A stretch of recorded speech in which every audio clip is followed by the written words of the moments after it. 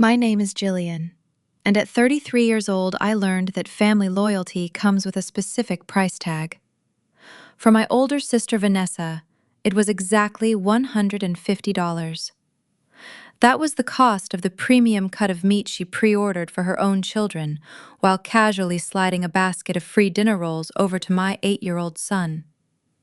When my father chimed in to tell me I should have packed him a lunch, I did not cry.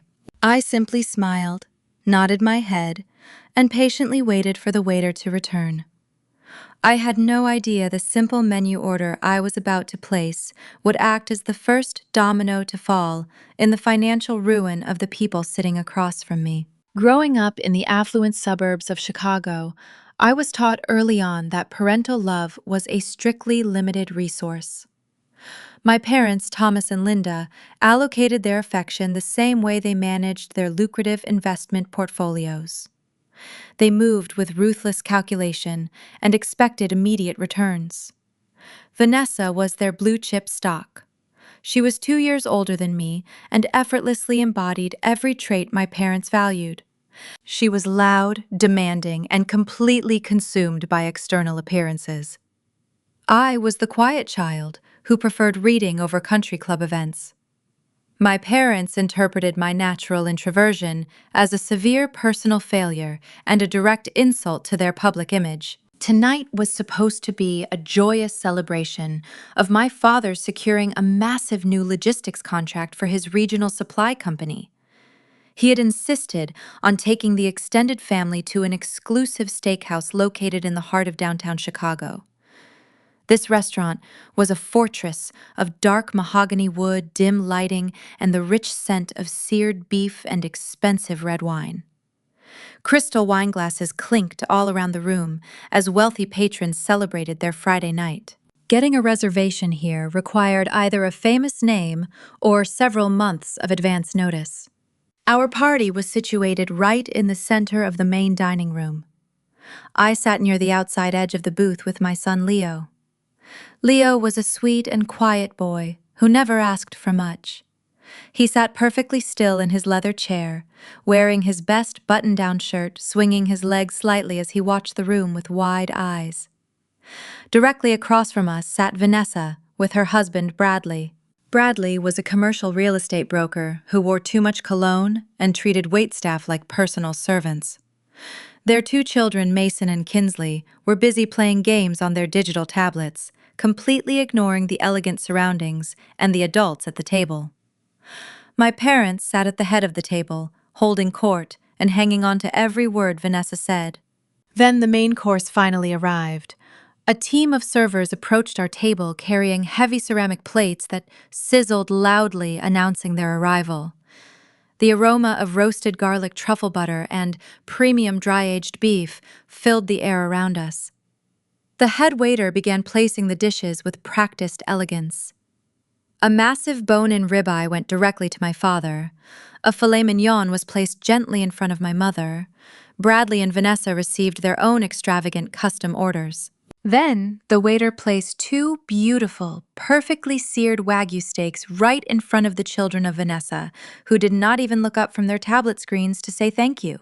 I watched closely as the servers stepped back. The head waiter offered a polite nod and asked if we needed anything else to complete our meal. I looked down at the empty space on the table right in front of Leo. He looked up at me, his big brown eyes filled with innocent, childlike confusion. I politely raised my hand to get the attention of the head waiter. "Excuse me," I said, keeping my voice soft. "I believe you missed an order for my son." The waiter looked genuinely panicked and immediately checked his digital notepad. "I am so sorry," he stammered nervously. "I only have 6 entrees listed for this table." The reservation notes specifically stated that the pre-ordered Wagyu was only for the 2 older children. Before the waiter could apologize a second time, Vanessa let out a loud, exasperated sigh that drew the attention of the table next to ours. "Oh, stop making a big deal out of nothing, Gillian," she said, waving her hand dismissively. "I placed the order yesterday. Things are on a tight budget right now with Bradley closing his big merger." I could not justify spending another $150 on a plate for Leo. Besides, he is a picky eater. He would probably just ruin good meat with ketchup. Vanessa grabbed the small basket of complimentary sourdough bread and slid it roughly across the tablecloth. The small woven basket bumped against the water glass Leo held. "Here," she said, with a sweet smile that did not reach her eyes. "You can have the bread basket, Leo. Fill up on that." Leo looked down at the plain rolls, then up at me, his lower lip trembling slightly. He did not complain, but the quiet humiliation radiating from his small body broke my heart. I looked at my mother, expecting her to intervene. Instead, Linda took a delicate sip of red wine and shook her head at me. "Do not pout, Gillian," my mother said, her voice dripping with condescension. "We only have so much money to go around in this family. Leo likes eating bread anyway. You should be grateful that Vanessa even invited you to sit with us tonight." My father nodded vigorously. "Your mother is right, Gillian. If you wanted the boy to have a full meal, you should have packed him something from home." A hot, heavy silence fell over our entire end of the table. The neighboring diners who had overheard the nasty exchange were staring at us in unhidden shock. For the past 5 years, I had been tirelessly building a highly successful life, completely hidden from their arrogant, judgmental assumptions. I did not cry. I did not raise my voice at all. I simply placed my hand gently over the small hand of Leo and gave it a reassuring, loving squeeze. "Noted," I said, my voice completely steady. I turned back to the head waiter, who was shifting uncomfortably on his feet. I caught his eye and offered a polite smile. I reached into my handbag and retrieved my wallet. I pulled out a solid metal black card. I placed it onto the white tablecloth. The waiter stepped forward, his eyes widening slightly as he recognized the elite tier of the card. "I will take the $300 Chef Reserve tomahawk steak for my son," I announced. I pitched my voice so the words carried clearly to every single person sitting at our table. "Please make sure it is cooked to medium well." Vanessa stopped chewing. Bradley froze. The eyes of my mother darted frantically from the black card to my calm face. "And one more thing," I continued, maintaining my gaze on the waiter. "Please separate the checks immediately. This black card is covering the tomahawk steak and whatever dessert my son wishes to order later." I turned my head slowly, looking directly into the suddenly pale eyes of my father. "The remaining $1,800 for this table is on my father." The color drained instantly from the face of my father. For a man who had spent his entire adult life cultivating an aura of absolute financial invincibility, the public declaration that he was responsible for a massive dinner bill caught him entirely off guard. His jaw tightened, and a dark flush of red began to creep up his neck, staining his collar. He glared at me with a mixture of sheer fury and disbelief. He reached inside his tailored suit jacket and aggressively pulled out his leather wallet. With a sharp flick of his wrist, he slapped a heavy platinum credit card onto the table right next to my solid black one. The metallic clatter echoed sharply against the quiet murmurs of the surrounding diners. "Take it," he snapped at the waiter, his voice thick with suppressed rage. "Run them both." The head waiter offered a tight, professional nod, gracefully scooping up both cards before turning on his heel and disappearing toward the management station at the back of the restaurant. The moment he was out of earshot, the heavy silence at our table shattered. My mother leaned forward, her lips pursed in that familiar expression of deep maternal disappointment she usually reserved specifically for me. She folded her hands neatly on the table and let out a long, dramatic sigh. "Do not be so vindictive, Gillian," she said, shaking her head slowly. "You always have to make everything into a personal attack against your sister. It is exactly like your high school prom dress all over again." "We only have so much money to go around," Linda continued, her tone dripping with fake sympathy. Vanessa has a certain standard to maintain for Bradley and his corporate partners. She needed the designer gown more than you did. Back then, and she needs to manage her budget carefully right now. It is just basic economics. You cannot expect us to fund every little whim of yours just because you feel left out. Besides, Leo likes bread anyway. You are making a massive scene over a piece of meat that a child will not even appreciate. I looked at my son, who was still holding the complimentary dinner roll. He was watching his grandmother with a quiet, solemn understanding that no 8-year-old should possess. I gently stroked his hair, letting the silence stretch. I did not need to argue with Linda. I did not need to justify my worth or defend my right to feed my own child. The days of me begging for their emotional validation were long gone. I simply waited, knowing that the universe was about to deliver a much more effective response than any argument I could construct. Less than 30 seconds later, the head waiter reappeared at the edge of our booth. His usual polished demeanor had vanished, replaced by a look of sheer, unadulterated panic. He was holding a small black leather presenter folder, but his hands were trembling slightly. He bypassed me entirely and walked directly over to where my father was sitting. He leaned down close to the ear of my father, attempting to maintain some semblance of discretion in the packed dining room. "Sir," the waiter whispered, though his voice carried clearly in the tense quiet of our table. "I am incredibly sorry to bother you with this. I tried running it twice, just to be absolutely certain there was no network error, but your platinum card has been declined." The words hung in the air like shattered glass. Declined.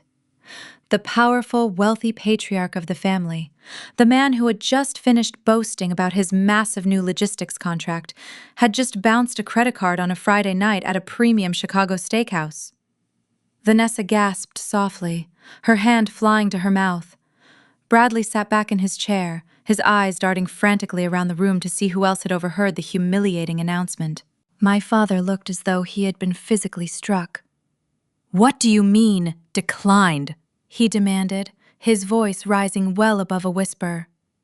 "That is impossible. I have a massive credit limit. Run it again. I demand that you run it again, right now." "I already ran it through 2 different terminal systems, sir," the waiter replied, maintaining his professional stance despite the extreme discomfort of the situation. "The bank has placed a hard hold on the account. I am afraid I cannot process the transaction." "Do you perhaps have another form of payment you would like to provide?" The red flush on the neck of my father spread rapidly across his entire face. He patted his jacket pockets frantically, pulling out his wallet to search for another card. His fingers fumbled against the leather, but his face betrayed the desperate truth. He did not have another active card. His business was a house of cards built on massive debt and the illusion of wealth. Seeing no other option, Thomas turned his furious gaze directly onto me. He pointed a trembling finger across the table. "Pay the bill, Gillian," he ordered, his voice tight with desperation and anger. "You clearly have the money now. I saw that black card. You are going to cover this check right now and save this family from further embarrassment." I raised an eyebrow, taking a slow, deliberate sip of my ice water. "Am I?" I asked mildly. "Yes, you are," he snapped, leaning across the table until I could smell the expensive red wine on his breath. "You owe us. We put a roof over your head. We let you live in our basement when you were a teenager while you figured your life out. You owe this family for everything we provided you. Pay the waiter." The sheer audacity of his demand was breathtaking. He had just sat there silently while his favorite daughter threw a breadbasket at his grandson, and now he expected me to bail him out of his own financial collapse. I slowly placed my water glass back onto the table. I picked up my purse and slung the strap over my shoulder. I stood up from the booth and extended my hand to Leo, who immediately hopped down from his chair and grabbed my fingers tightly. "I paid rent at 16, Dad," I said, my voice ringing out with crystal clear precision. Every single month that I lived in that damp, unfinished, cold basement, I handed you a cash envelope from my weekend shifts at the grocery store. I never owed you anything back then, and I certainly do not owe you a single dime right now. And I am absolutely not going to be covering your very expensive check tonight. The collective gasp from the neighboring tables was audible. I turned my back on the entire group and began walking calmly toward the front entrance of the restaurant, leading my son away from the toxicity that had defined my entire life. Behind me, I heard the manager approaching the table to address the unpaid $1,800 balance. My family sat paralyzed in their expensive booth, completely unable to process their social ruin. As I pushed through the heavy wooden double doors and stepped out into the cool evening air of Chicago, the absolute last thing I heard was the manager politely but firmly informing my furious father that he would need to leave his vintage gold Rolex watch in the restaurant safe as collateral until the outstanding bill was settled in full. The heavy wooden doors had barely closed behind us when my father came charging out of the restaurant. He had no coat, no watch, and none of the polished control he normally displayed in public. Linda and Vanessa followed close behind him, while Bradley cut across the sidewalk and reached the valet stand before Leo and I could leave. Thomas shouted my name loud enough to turn the heads of the waiting drivers. He demanded that I go back inside, apologize to the manager, and use my black card to release his Rolex. I kept walking until Bradley stepped directly into my path. The valet attendant glanced toward the restaurant security guard, but I raised one hand to show that I was not afraid. I moved Leo behind my right side and planted my feet beside the curb. Bradley straightened the lapels of his designer jacket and looked down at me with the smug contempt he usually reserved for junior employees. "You have zero respect for this family," he said. "You embarrassed Thomas in front of clients, damaged Vanessa's reputation, and created a scene over a child who could have eaten bread for one evening." Then he leaned closer, lowering his voice as if he were delivering a professional death sentence. "My brokerage is about to close a $10 million transaction connected to a major logistics acquisition. Once that merger is announced, I will have influence with every serious commercial firm in Chicago. I had considered giving you a basic administrative position out of pity, because everyone knows you have been drifting through low-level data work since your divorce. After tonight, that offer is gone. I will make certain nobody in my network hires you. Professionally, you are finished." Vanessa folded her arms and smiled as though her husband had just performed an act of generosity. "Dad only needs you to correct the mess you made," she said.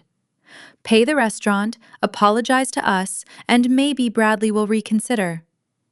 Thomas moved closer behind them, breathing hard and repeating that I owed him obedience. None of them noticed that Leo was listening.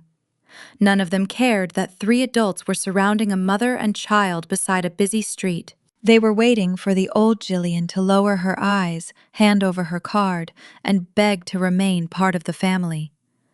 Instead, I looked from my father's bare wrist to Bradley's confident face and understood that the merger he was boasting about was the same confidential transaction sitting on my desk at Apex Holdings. I stared up at Bradley, taking in the sheer arrogance radiating from his perfectly tailored designer suit and his aggressively styled hair. He stood entirely too close to me, attempting to use his physical height to force me into submission. Beside him, Vanessa crossed her arms over her expensive silk evening gown, wearing a smug smile that suggested she was thoroughly enjoying the show. She fully expected me to shrink back, to apologize, to beg for the crumbs of their professional and social approval. I tightened my grip on the small hand of Leo, pulling him just slightly behind my leg, to shield him from the toxic energy practically vibrating off my brother-in-law. The cool evening breeze of the Chicago night swept through the dimly lit valet parking lot, rustling the leaves of the decorative trees lining the sidewalk. The distant sound of city traffic hummed in the background, providing a stark contrast to the heavy, breathless tension completely suffocating our small circle. Instead of cowering, I felt a genuine laugh bubble up from the very bottom of my chest. It started as a soft chuckle and quickly grew into a full, resonant laugh that echoed sharply against the brick exterior of the steakhouse. It was not a defensive or nervous sound. It was the pure, unadulterated amusement of a woman who was holding a royal flush while watching a man proudly bet his entire life savings on a pair of twos. Bradley blinked, his aggressive posture faltering for a fraction of a second.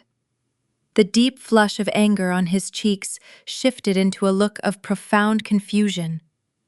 He glanced sideways at Vanessa, who had dropped her smug smile. She narrowed her eyes at me, clearly unsettled by my complete lack of fear. "What exactly is so funny about your career being over?" Gillian, Vanessa snapped, stepping forward to stand shoulder to shoulder with her husband. "Bradley is offering you a reality check. You have spent the last 5 years bouncing around doing basic data entry work, trying to survive as a single mother. You should be down on your knees thanking him for even considering passing a low-level administrative job your way. You just humiliated Dad in there, and now you are laughing at the only person willing to help you." I let out a slow, calming breath and met the furious gaze of my brother-in-law. "A $10 million commercial real estate merger," I mused, my voice carrying a quiet, dangerous edge. "You are talking about the upcoming acquisition deal involving Vanguard Logistics, right?" The sudden, rigid stillness that overtook the body of Bradley was immediate and absolute. He stopped breathing. The aggressive forward lean of his shoulders vanished entirely, replaced by the stiff, terrified posture of a cornered animal. His eyes widened a fraction of an inch, betraying a sudden, frantic panic. Vanguard Logistics was a highly confidential corporate merger that had not yet been announced to any public news outlets or trade publications. A low-level data entry clerk simply could not and should not know the name of that specific client. "How do you know that name?" Bradley demanded, his voice dropping an entire octave. The arrogant bluster was completely stripped away, leaving only a sharp, paranoid edge. "That is a strictly confidential corporate portfolio." I took a slow, deliberate step toward him. "Because the business world is surprisingly small, Bradley," I said, keeping my tone conversational and light. "And when a $10 million acquisition is on the line, people tend to talk. For instance, I heard a very interesting rumor this morning regarding that exact merger. Word around the financial district is that Vanguard Logistics is actually pulling out of the deal completely." Vanessa let out a harsh, dismissive scoff. "You have absolutely no idea what you are talking about, Gillian," she sneered, rolling her eyes. "You do not know anyone in the financial district. Bradley has been working on this portfolio for 8 months. The contracts are practically finalized." But Bradley did not agree with his wife. He did not scoff or roll his eyes. Instead, the remaining color rapidly drained from his face, leaving his skin a sickly pale gray under the harsh fluorescent lights of the parking lot lamps. He stared at me with wide, terrified eyes, his mouth slightly open, as he struggled to process how I could possibly possess this highly classified information. "Vanguard is pulling out of the deal," I continued, my voice smooth and relentless, "because they recently discovered a massive discrepancy during their preliminary due diligence phase. Specifically, they discovered that the lead commercial broker handling the real estate transfer has a rather colorful history of quietly embezzling client escrow funds to cover his own personal lifestyle debts. Debts that were perhaps accumulated by trying to keep up with the exceptionally expensive demands of a certain Grandchild wife." Bradley physically stumbled backward, taking a clumsy step away from me. His perfectly styled hair suddenly looked disheveled as he ran a trembling hand through it. His chest began to heave with short, shallow breaths. Vanessa looked at her husband with deep confusion, her brow furrowing as she noticed his sudden physical collapse. "Bradley?" she asked, her voice laced with sudden uncertainty. "What is she talking about? Tell her to shut up." He did not answer his wife. He could not even look at her. His terrified gaze remained completely locked on my face. How do you know about Vanguard Logistics? He choked out his voice, shaking so badly he could barely form the words. Who did you talk to? Who told you about the escrow accounts? Right at that exact moment, the sharp, unmistakable chirp of a car alarm unlocking echoed through the quiet parking lot. A valet attendant wearing a crisp black uniform jogged up to the curb. He was not driving a standard rideshare vehicle or a beaten-down economy sedan. He pulled up in a brand new, sleek, midnight black Porsche Panamera. The luxury vehicle idled smoothly by the curb, its perfectly polished exterior reflecting the streetlights. The valet attendant quickly stepped out of the driver's seat and jogged around the front of the vehicle. He held the driver's side door open and offered me a deep, respectful bow. Your vehicle is ready, Miss Gillian, he said, his tone entirely deferential. Have a wonderful evening. Vanessa stared at the gorgeous luxury car with her mouth hanging open in absolute shock.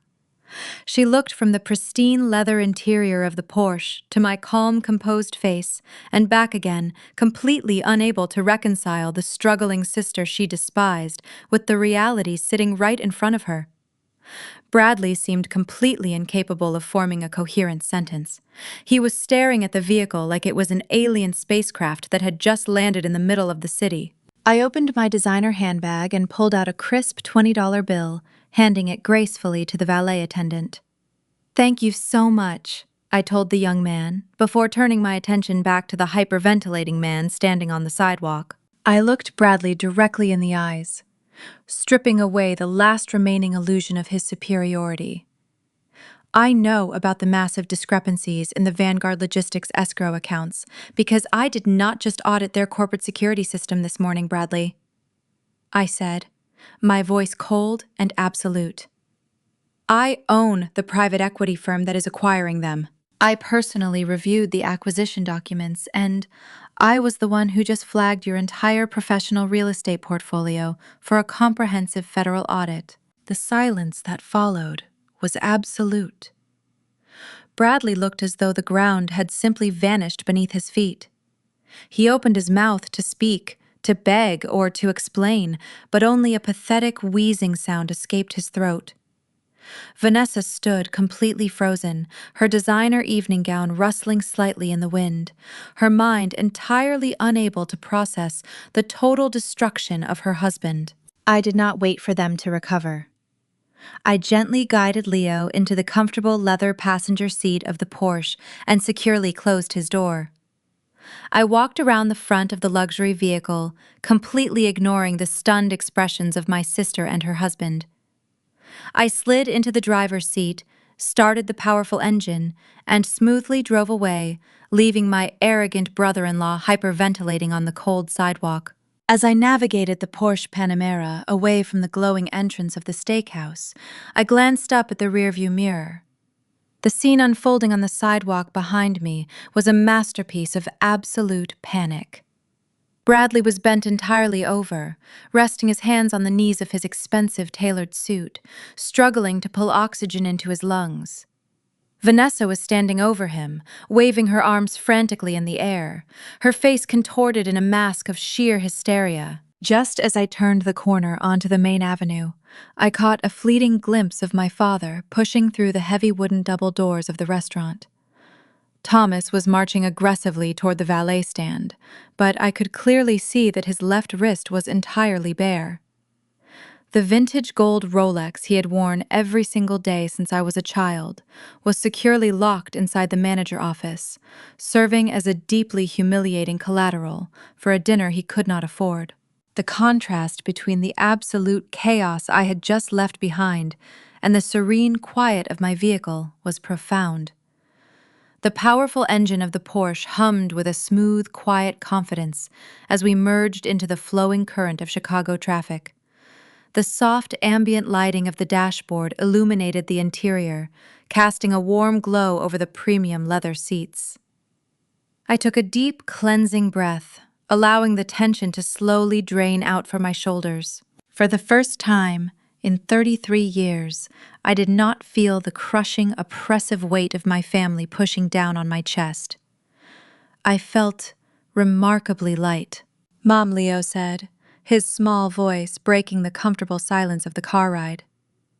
I looked over at my son, who was securely strapped into a seat. He was staring out the window at the passing city lights, but his brow was furrowed with quiet concern. Why was Uncle Bradley looking so scared back there? Was he sick? I reached across the center console and gently squeezed his hand. "Uncle Bradley is not sick, honey," I said, keeping my voice calm and reassuring. "He is just realizing that he made some very bad choices at work, and now he has to face the consequences of those choices. Sometimes adults do things they know they should not do, and when the truth comes out, it can be very scary for them. But you do not need to worry about him. You are safe, and we are going to have a wonderful weekend together, just the two of us." As I navigated the familiar route toward our home, my mind inevitably drifted back to the specific details of the Vanguard Logistics merger. My family truly believed I was a struggling data entry clerk, barely scraping by on minimum wage. They needed to believe that narrative because it fueled their own toxic superiority complex. If they had shown even a fraction of genuine interest in my life, they would have discovered that I was the sole owner and chief executive officer of Apex Holdings. 3 months ago, my private equity firm had begun looking into acquiring a major stake in Vanguard Logistics. It was a standard corporate acquisition process until my forensic accounting team hit a massive, unexplainable discrepancy in their commercial real estate escrow accounts. As the head of the firm, I personally took over the audit. It did not take me long to trace the missing funds. I remembered sitting at Thanksgiving dinner last year, listening to Bradley loudly brag to my father about his exclusive position as the lead broker for the Vanguard account. When I dug into the encrypted ledgers, I found the ghost accounts Bradley had meticulously set up. Over the course of 18 months, he had been quietly siphoning millions of dollars in earnest money directly from Vanguard clients. He had funneled the stolen capital through a series of shell corporations before using it to pay off the staggering credit card debts Vanessa racked up every single month. The designer evening gowns, the luxury vehicles, the extravagant overseas vacations they loved to flaunt on social media were all entirely funded by federal wire fraud and embezzlement. Bradley had built their entire glittering lifestyle on stolen money, and I had just handed the entire digital paper trail over to the federal authorities. I turned off the busy highway and merged onto the tree-lined streets of our exclusive suburban neighborhood. The iron gates of our gated community swung open smoothly as the security sensor recognized my vehicle. I drove slowly past the sprawling, manicured lawns and towering oak trees, finally pulling into the wide circular driveway of my $3 million estate. The house was a stunning, modern architectural masterpiece, featuring massive floor-to-ceiling windows and elegant stone pillars. I parked the Porsche inside the spacious heated garage and gently unbuckled Leo, who had fallen asleep during the drive. I lifted him carefully into my arms, resting his head against my shoulder as I carried him inside. The house was warm and inviting, filled with the soft scent of lavender and clean linen. I carried my son up the floating glass staircase and into his bedroom, laying him down on his soft mattress. I removed his shoes, pulled the covers up to his chin, and placed a gentle kiss on his forehead. "You are so loved, Leo," I whispered into the quiet room. After making sure he was comfortably settled, I walked down the hall and entered my expansive home office. I walked over to the massive mahogany desk and placed my solid metal black card next to my keyboard. I opened my designer handbag to retrieve my phone. The screen was completely illuminated with an endless barrage of frantic notifications. I had 47 missed calls. 15 were from my mother, 20 were from my father, and the rest were from Vanessa. My text message inbox was rapidly filling up with a chaotic mixture of furious demands, desperate pleas, and aggressive threats. I did not bother opening a single one of them. I simply switched the phone to silent and tossed it onto the desk. I knew exactly how my family operated. They were currently in the absolute panic phase of their crisis. Thomas was likely screaming at Linda, blaming her for pushing me too far. Vanessa was probably sobbing hysterically, demanding that someone fix the situation before she lost her country club membership. I walked over to the massive window overlooking the dark, tranquil waters of my private backyard swimming pool. I crossed my arms over my chest, feeling a deep, steady resolve settling into my bones. I had spent my entire life cowering in their shadow, accepting their scraps and internalizing their endless cruelties. But the woman they insulted at the steakhouse tonight was not the frightened teenager who had lived in their damp basement. I was a wildly successful, independent, and powerful woman who held the absolute keys to their financial and social destruction. I walked back to my desk and opened my laptop. I accessed my secure corporate server and pulled up the Vanguard Logistics audit files. I forwarded a secondary encrypted copy of the embezzlement evidence directly to my personal legal team, ensuring the trap was perfectly set and completely inescapable. I closed the laptop, feeling a profound satisfaction. The opening move had been executed perfectly. Now all I had to do was wait for them to make their next inevitable mistake. Their next inevitable mistake did not take long to materialize. The very next Saturday morning, the bright spring sunlight was pouring over the meticulously manicured greens of the Oak Ridge Country Club. The prestigious private club was hosting the annual spring fundraiser for the academy my son attended. It was a highly exclusive event, meant to gather the wealthiest and most influential parents in the Chicago suburbs to bid on silent auction items and sip expensive mimosas while the children played safely on the supervised tennis courts. I had dressed carefully for the occasion, wearing a tailored cream-colored blazer and a simple silk blouse that projected quiet, established wealth. Leo was happily running around the pristine clay courts with his classmates, swinging a brightly colored tennis racket and laughing without a care in the world. I stood near the edge of the patio, holding a crystal flute of sparkling water and chatting pleasantly with a group of mothers I had known for the past 2 years. The atmosphere on the terrace was light and sophisticated. We were discussing the upcoming summer break and coordinating schedules for the boys. I felt a genuine sense of belonging in this community. I had spent years carefully building my reputation as a reliable, generous, and highly professional mother. I was a platinum-tier sponsor for the academy, and the other parents treated me with the utmost respect. But that comfortable peace was shattered the moment I heard a shrill, familiar voice cutting through the soft ambient chatter and the clinking of champagne glasses. I turned my head and felt a sudden, sharp spike of adrenaline hit my bloodstream. Marching across the pristine flagstone patio, completely ignoring the formal dress code of the event, were my parents and my sister. Thomas was wearing a crumpled polo shirt, his face tight with barely suppressed rage. Linda was clutching a tissue in her hand, her face twisted into a mask of theatrical misery. Vanessa trailed right behind them, wearing oversized designer sunglasses and carrying a luxury handbag that I knew was paid for with embezzled funds. They had no business being at this exclusive event. None of them were members of the Oak Ridge Country Club, and none of them had children enrolled at the academy. They had clearly bluffed or bullied their way past the front gate staff solely to track me down. My mother did not waste a single second. She marched directly into the center of the patio, ensuring she had the maximum possible audience of wealthy parents and academy board members. She dramatically pressed the tissue to her eyes and let out a loud, tragic sob that immediately silenced the surrounding conversations. The heads of dozens of influential community members turned to watch the spectacle unfolding by the silent auction tables. "Oh, my poor, beautiful grandson," Linda cried out, pointing a trembling finger in the direction of the tennis courts where Leo was playing. "It just breaks my heart to see him trying to put on a brave face. I have not slept a wink since that awful dinner." The group of mothers standing next to me exchanged bewildered glances.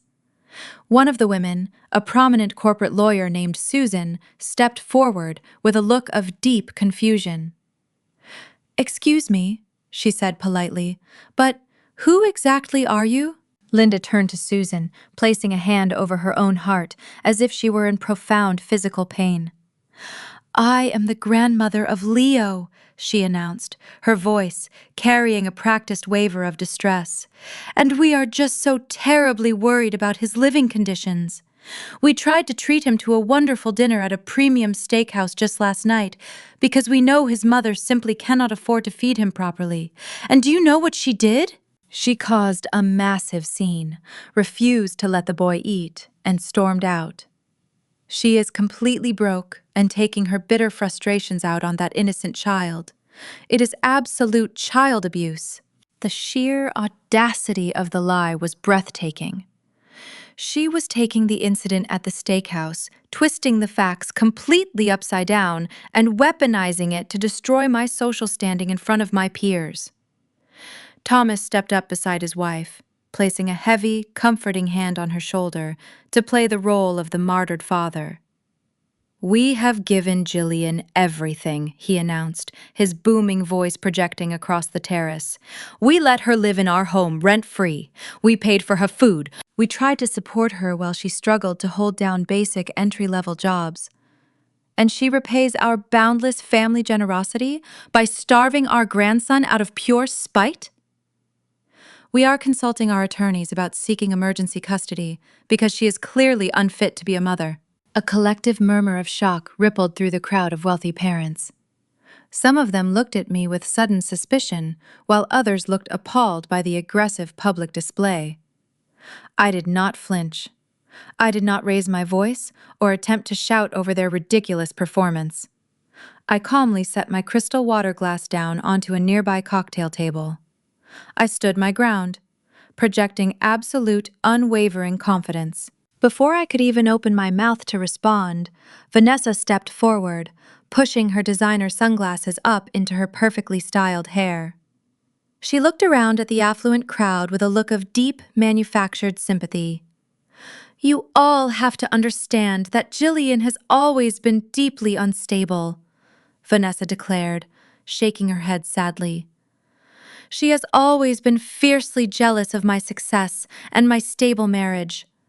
She could not even handle real academics like the rest of our family. While I was earning my university degree, she had to drop out and go to a cheap community college because she simply did not have the mental capacity to handle a real education. She is a total failure, who is projecting her massive insecurities onto her child." The silence on the terrace was now absolute. The entire fundraiser had ground to a complete halt. Every single eye was locked directly on me, waiting to see how I would respond to this devastating public humiliation. My family stood together in a tight, unified front, looking incredibly smug. They believed they had completely cornered me. They believed they had successfully destroyed my reputation and ruined my standing in the only community I cared about. I took a slow, measured step forward, closing the distance between me and my arrogant sister. I looked her directly in the eyes, stripping away every single ounce of her unearned superiority. I pitched my voice so that it carried with crystal clear precision to every single parent, teacher, and board member standing on that patio. "I went to community college, Vanessa," I said, my tone perfectly level and terrifyingly calm, but it certainly was not because I could not handle real academics. "I went to community college because Dad had to completely drain my entire university tuition fund just to pay off the massive out-of-court settlement for your drunken hit and run." The loud gasps that echoed across the beautiful terrace this time were not directed at me. They were aimed squarely at Vanessa, whose jaw dropped wide open as she staggered backward, as if she had just been violently slapped. Her darkest and most closely guarded secret had finally been dragged out into the harsh, unforgiving morning light for absolutely everyone to see. The silence that blanketed the country club terrace was absolute and suffocating.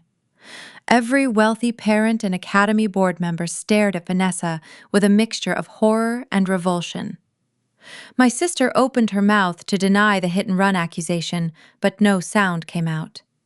The sheer shock of having her carefully constructed, pristine image completely dismantled left her paralyzed. She looked frantically toward our parents for a lifeline, but Thomas and Linda were equally frozen. Their faces drained of all color as they realized the magnitude of the social catastrophe unfolding around them. Susan, the prominent corporate lawyer, took a slow, deliberate step away from my mother, as if her presence was suddenly infectious.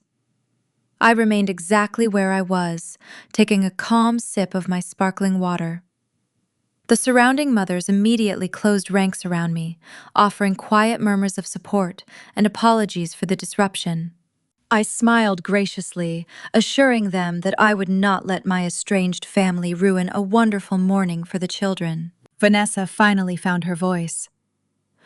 "That never happened," she said, but the denial came out thin and breathless. "Dad, tell them she is lying." Thomas opened his mouth, then closed it again. He could not deny the settlement without inviting questions about the police report, the sealed civil file, and the money transferred from my education account. His hesitation told the crowd more than any confession could have done. Linda recovered first. Humiliation always transformed her into something vicious. She pointed toward me and raised her voice until it carried across the terrace. "This is exactly the instability we came here to warn you about," she announced. "Gillian is using private family matters to attack an innocent woman at a school event. She should not be allowed anywhere near respectable families." Then she turned toward a man in a dark green club jacket who had just emerged from the main building. "You are the manager, correct? Revoke her guest pass immediately. Thomas and I have supported this club for years, and if you permit this behavior, we will cancel our membership and make sure everyone in our circle knows why." The man stopped several feet away. His name was Daniel Mercer, the general manager of Oak Ridge. I had met with him twice during the previous quarter to review the club's renovation budget and the performance of the real estate holding group that owned the property. He looked first at Linda, then at Thomas, and his expression shifted from professional concern to complete disbelief.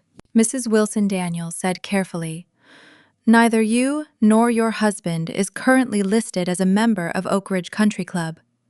Your household membership expired 14 months ago, after 3 consecutive payments were returned by your bank. Today's Academy fundraiser is a private event, and the front desk has no record of issuing any of you guest credentials." A ripple of whispers moved through the parents. Thomas's face tightened. "That is an accounting mistake," he snapped. "I have been a member here for 20 years. Fix it and remove my daughter before I call the board chairman personally." Daniel did not move. "Sir, the board chairman is standing behind Ms. Gillian." Thomas turned. An older man named Charles Bennett had stepped away from the silent auction committee and was now watching the confrontation with open disapproval. Charles gave me a small nod, but did not intervene. He did not need to. The authority to decide what happened next was mine. Linda stared at Daniel as if he had betrayed her. "Then who invited her?" she demanded. "She cannot afford this place. She is a data entry clerk. Check whatever stolen guest pass she used and escort her out." Daniel's eyes widened. He looked at me with the formal respect he normally reserved for ownership meetings. "Miss Gillian," he said, "should I have security escort these individuals from the property?" The question landed harder than the revelation about Vanessa's hit and run. My mother lowered her hand. My father looked from Daniel to Charles and finally back to me. Vanessa's lips parted, but no sound came out. I set my glass on the cocktail table. "I am not here on a guest pass," I said. "Apex Holdings acquired the controlling interest in Oak Ridge's real estate group 18 months ago, when the former owner needed capital for the renovation. I am the majority shareholder of the company that owns this clubhouse, the surrounding land, and the management contract. The Academy is holding its fundraiser here because my firm donated the venue and underwrote the children's programs for the entire year. For several seconds, my family simply stared. They had walked into a property I controlled, lied about my child, and demanded that my own manager remove me. The absurdity of it spread visibly across the terrace. Parents who had looked uncertain moments earlier now turned away from Thomas and Linda with expressions of disgust. Thomas tried one final bluff. "She is manipulating all of you," he said. "I want proof that she owns anything. I want the legal documents brought out here right now." Charles Bennett stepped forward at last. "Thomas, I reviewed the acquisition myself," he said. "Gillian's firm preserved this club when the previous ownership group was preparing to sell the land to developers. She funded the Academy partnership and personally approved today's event. You are not challenging a guest. You are trespassing on property controlled by the woman you came here to defame." The color vanished from my father's face. Linda reached for his arm. Vanessa looked toward the tennis courts, perhaps searching for a path that would let her leave without passing the crowd. There was none. Daniel raised 2 fingers. 4 security officers moved from the clubhouse entrance and positioned themselves beside my family. Their approach was quiet and professional, which made the humiliation even sharper. "Sir, ma'am," Daniel said, "you entered a restricted event without authorization, disrupted a school fundraiser, and made allegations concerning a minor. You need to leave immediately." Linda's composure broke. She lunged 1 step toward me before a security officer blocked her path. "You ungrateful little liar," she shouted. "After everything we gave you, you bought this place just to embarrass us?" I did not raise my voice. "I bought an undervalued asset because it was a sound investment, Mom. You embarrassed yourselves by coming here to attack an 8-year-old boy and his mother." Thomas demanded that the officers take their hands off him. Bradley was not with them, but Vanessa kept insisting that her husband would sue the club, the Academy, and every person watching. Susan, the corporate lawyer beside me, calmly took out her phone and said she would be happy to preserve the threats as evidence. Vanessa stopped speaking. The security team guided them across the terrace. Nobody applauded. The silence was more devastating than laughter would have been. Parents stepped aside without offering sympathy. Linda clutched her tissue. Thomas kept his eyes fixed on the ground. Vanessa hid behind her sunglasses, but tears had already begun to streak the makeup beneath them. At the entrance, Daniel paused and looked back to me for confirmation. I gave one small nod. Their access credentials, including any reciprocal club privileges, were canceled before they reached the parking lot. The front gate recorded their vehicle leaving the property and circulated a written trespass notice to security. When the doors closed behind them, the terrace slowly began to breathe again. Susan touched my arm and asked whether Leo was safe. I looked toward the tennis court. He was still playing with his classmates, protected from most of the confrontation by distance and the supervising coaches. That mattered more to me than the shocked expressions surrounding us. I addressed the parents briefly. "I am sorry this disrupted the fundraiser," I said. "My family's allegations are false, and my legal team will handle them. Leo is safe, loved, and well provided for. I would prefer that the rest of today remain focused on the Academy and the children." Charles raised his glass. "Then let us return to the reason we are here," he said. The auction resumed, but the social balance had changed permanently. My family had arrived, intending to expose me as a fraud. Instead, they had revealed their own unpaid membership, Vanessa's buried crime, and their willingness to weaponize a child for revenge. By the time the fundraiser ended, every influential person they hoped to impress knew exactly who they were. Over the next 3 weeks, the dominoes began to fall with brutal precision. The Vanguard Logistics merger officially collapsed exactly as I had orchestrated. When my private equity firm pulled out of the acquisition, citing massive irregularities, the entire financial district took notice. Desperate and financially ruined, the career of my brother-in-law completely imploded. Bradley was quietly terminated from his commercial real estate brokerage to avoid a massive public scandal. But the damage to his reputation was irreversible. The merger officially died, leaving him with absolutely zero income and a mountain of staggering credit card debt. My forensic accounting team at Apex Holdings continued digging into the extended financial networks surrounding my family. What they uncovered about my father was astonishing. Thomas had spent the last decade projecting the image of a titan of industry, boasting loudly about his massive corporate contracts and endless capital. The reality was a pathetic house of cards. Thomas's logistics company was revealed to be secretly drowning in debt. He had leveraged every single asset he possessed, taking out high-interest commercial loans to cover his operational losses and fund his extravagant country club lifestyle. This was the ultimate beginning of their swift and brutal financial downfall. His creditors were beginning to circle, and the threat of total bankruptcy was looming over his head. The records my legal team recovered later allowed me to reconstruct exactly how the scheme began. 2 nights after the country club humiliation, Thomas called Bradley and Vanessa to his office after the last employees had gone home. Linda joined them, carrying a folder of old family documents she had removed from a storage cabinet in their basement. The security system at the logistics headquarters captured their arrival times. The building's archived conference microphone, which Thomas had forgotten was connected to a compliance server, captured much of the conversation. Thomas admitted that his lenders were preparing to call 2 overdue commercial notes. Bradley admitted that he had no income after being dismissed from his brokerage, and that several former clients were demanding explanations for missing escrow balances. Vanessa refused to discuss selling the condominium or returning her leased car. Linda insisted that the family could not allow their friends to see them downsizing. Every solution they considered required money they did not possess. Then Linda opened the folder. Inside was the dissolved joint venture agreement I had signed when I was 19. I had held a tiny interest in one of Thomas's early delivery ventures for less than 6 months. The company had been closed, its debts paid, and the agreement had no continuing force. Thomas had promised me the paperwork was destroyed.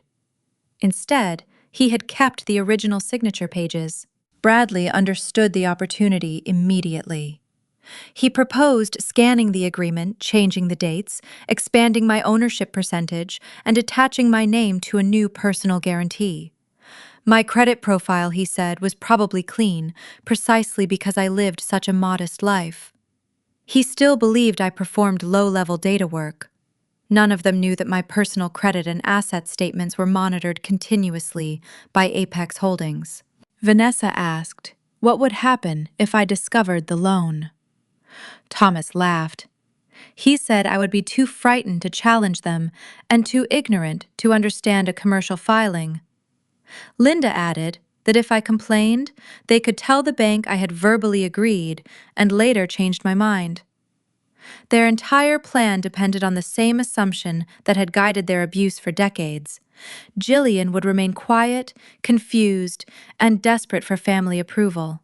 The following morning, Bradley used Thomas's office computer to edit the scanned documents. He copied my signature from an old tax authorization, pasted it onto the guarantee, and flattened the file to conceal the alteration. He routed the application through a regional bank that specialized in distressed business loans and requested $3 million. The stated purpose was to stabilize Thomas's logistics company and Bradley's commercial real estate operations. The hidden purpose was to preserve their Homes Cars Club dues and unsecured spending. Marcus called me late that evening.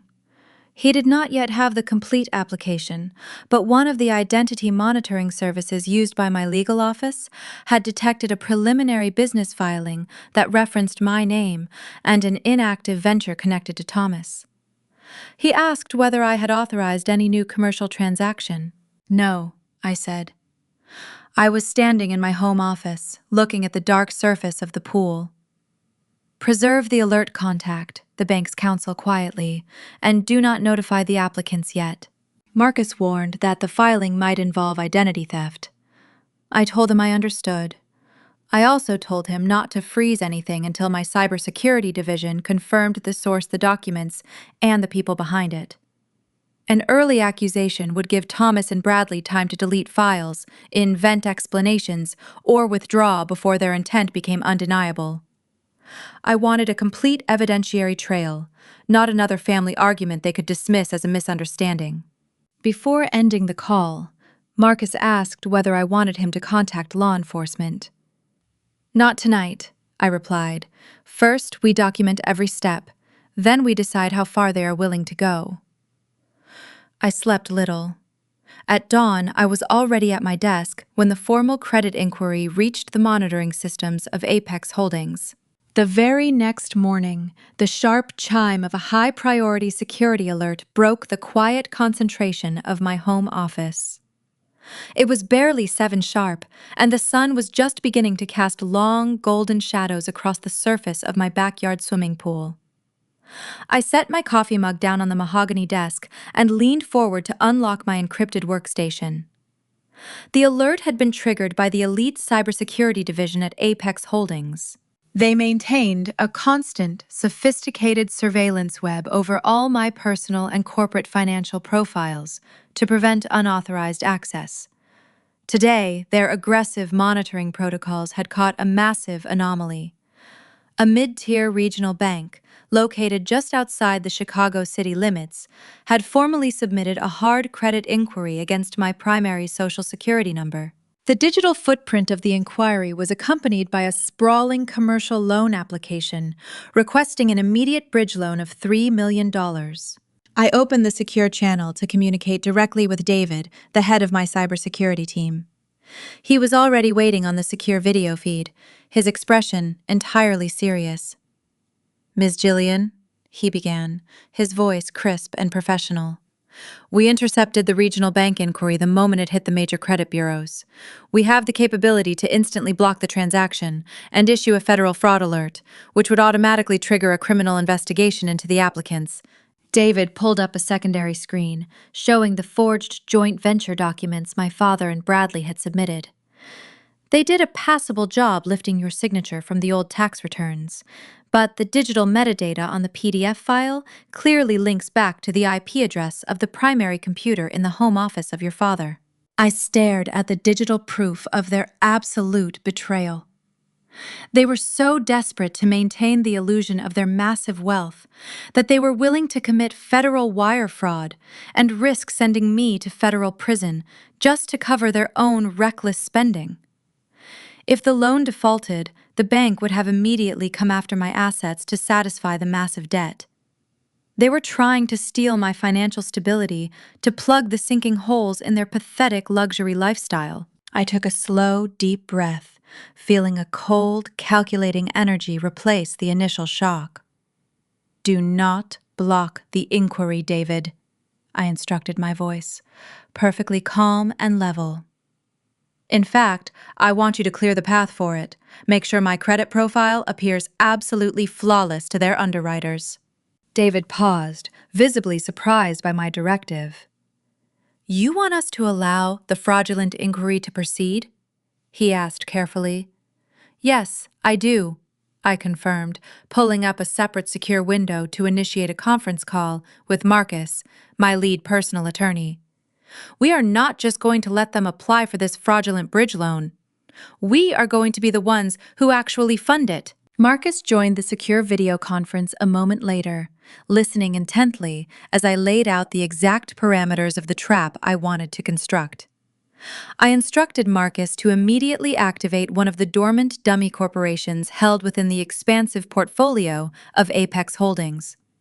We had a discreet private lending firm registered in Delaware that we occasionally used for anonymous corporate acquisitions. I want the Delaware firm to reach out to the regional bank handling the loan application, I told Marcus. My tone absolute and unwavering. Our dummy corporation will offer to purchase the commercial debt paper immediately upon approval. We will provide the entire $3 million in liquid capital to fund the bridge loan for my father and Bradley. But we are going to attach a very specific set of uncompromising conditions to the final funding agreement. They are incredibly desperate for cash right now, and desperate men never read the fine print when they think they are getting a bailout. Marcus adjusted his glasses, nodding slowly as the sheer brilliance of the strategy began to dawn on him. You want to rewrite the collateral requirements on the bridge loan, he deduced, a sharp, predatory smile touching the corners of his mouth. Exactly, I replied, leaning back in my leather executive chair. The forged joint venture document they used to secure the loan only leverages my credit history. I want our dummy corporation to demand that the principals of the loan Thomas and Bradley must personally guarantee the $3 million debt. I want a blanket lien placed against every single personal asset they possess. That includes the primary residence of my parents, the luxury downtown condominium owned by Vanessa and Bradley, and every single luxury vehicle registered in their names. If they want the $3 million to save their sinking businesses, they have to put their entire personal lives up as collateral. I continued the plan, solidifying perfectly in my mind. And because they are using my forged signature as the primary financial guarantor, they will absolutely assume that the strict collateral requirements are just standard banking formalities. They truly believe my pristine credit will cover the monthly payments, while they use the bridge loan to quietly pay off their massive secret debts. They will sign the updated collateral agreements without a single second thought. Marcus began rapidly typing notes into his secure terminal. I can have the Delaware firm insert a zero-tolerance default clause into the final contract, he suggested, his tone matching my cold efficiency. If they miss a single payment, or if any part of the loan application is later proven to be fraudulent, the entire $3 million balance becomes immediately due in full. And when they inevitably fail to produce the capital the holding company gains the right to seek, an expedited receiver and enforce every recorded security interest through the required court process. It was the perfect, inescapable snare. By secretly funding their fraudulent loan, I was entirely removing the regional bank from the equation. My father and my brother-in-law would be borrowing $3 million directly from me without ever realizing it. And they would be willingly signing over the legal rights to their homes, their cars, and their entire glittering lifestyle to secure the stolen funds. Make it happen, Marcus, I ordered, feeling a deep, profound satisfaction settling into my chest. Work with David to ensure the digital transfer looks completely standard. I want that contract sitting in front of them by tomorrow morning. The execution of the trap over the next 48 hours was a masterpiece of corporate efficiency. The Delaware Dummy Corporation officially assumed the commercial paper from the regional bank. The revised loan documents featuring the draconian collateral requirements and the zero-tolerance default clause were quietly forwarded to the desperate men. I sat at my mahogany desk watching the encrypted digital feeds as the documents were opened and reviewed. My cybersecurity team tracked the digital signatures in real time. Bradley was the very first to sign.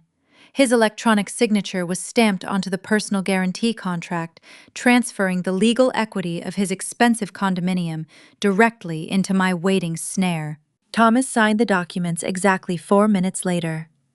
He eagerly pledged I had grown up in as collateral for a loan he secured through absolute criminal fraud. They saw a massive pile of cash and blindly grabbed it.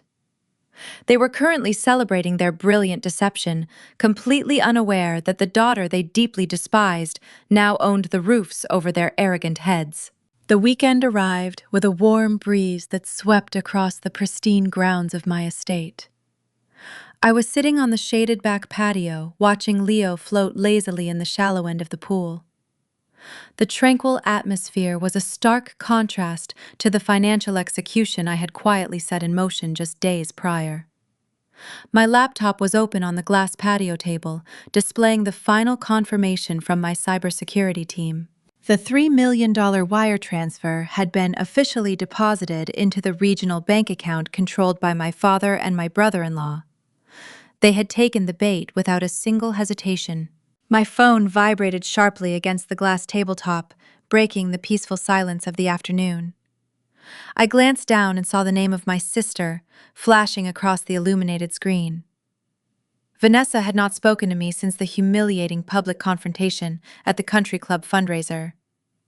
I picked up the device and unlocked the screen, fully expecting a barrage of insults or threats regarding the collapsed real estate merger. Instead, I found a high-resolution photograph, followed by a short line of text. I tapped on the image to view it in full screen. Vanessa was standing on the polished wooden deck of a massive luxury yacht. She was wearing a designer white swimsuit and oversized sunglasses, posing with one hand on her hip, while the other raised a crystal flute of expensive champagne toward the camera. The sparkling blue waters of Lake Michigan stretched out behind her, creating a picturesque backdrop of manufactured perfection. Just out of focus in the background, I could see Bradley, leaning against the railing, wearing a crisp linen shirt and a smug grin.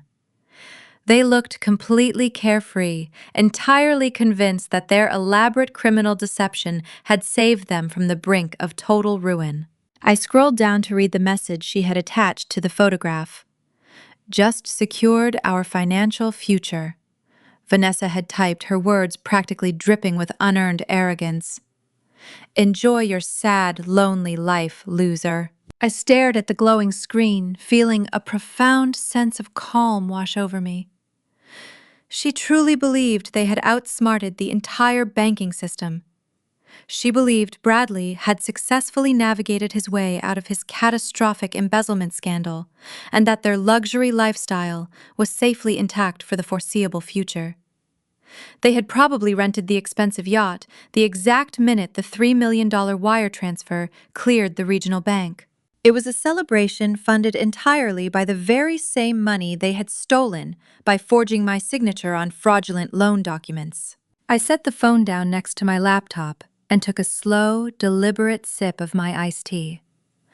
The sheer audacity of her message was staggering, but it was also the final piece of confirmation I needed. They had officially accepted the funds and began spending the capital, which meant the trap was now permanently locked. There was absolutely no legal avenue left for them to reverse the transaction or claim ignorance. I turned my attention back to the laptop screen, opening the secure digital vault managed by my private equity firm. I pulled up the finalized commercial loan agreement that Bradley and Thomas had blindly signed. The document was heavily guarded by encrypted firewalls, but I accessed the exact page I needed within seconds. I scrolled down past the standard financial disclosures and the massive multi-million-dollar principal amounts until I reached the specific stipulations I had ordered Marcus to insert.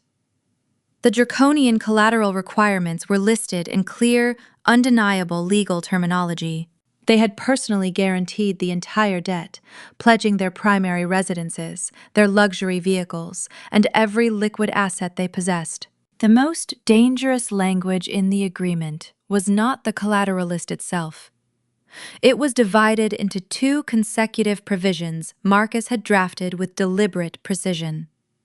Clause 4B required an independent forensic audit of every affiliated business within 48 hours of funding.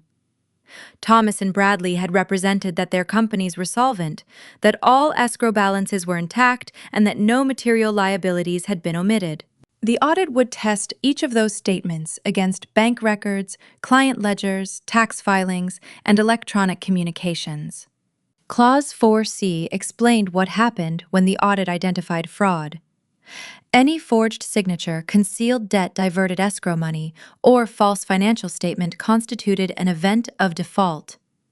The lender could freeze undisbursed proceeds, demand immediate repayment, petition for an emergency receiver, enforce its recorded security interests, and require the voluntary surrender of collateral under the transfer documents Thomas and Bradley had signed. The contract did not magically erase foreclosure law, but it gave Apex an overwhelming and expedited position once a court reviewed the documented fraud. I picked up my phone and returned to Vanessa's message. I did not mention the default provision. Bradley would discover that soon enough. Instead, I typed the shortest warning possible. Read Clause 4, Section B of your husband's new loan agreement. The message showed as read within seconds. 3 gray dots appeared, vanished, and appeared again. I pictured Vanessa demanding an explanation while Bradley searched through the document. The audit clause was more frightening than an immediate demand for money because he knew exactly what independent examiners would find. They would trace the client funds through his shell companies.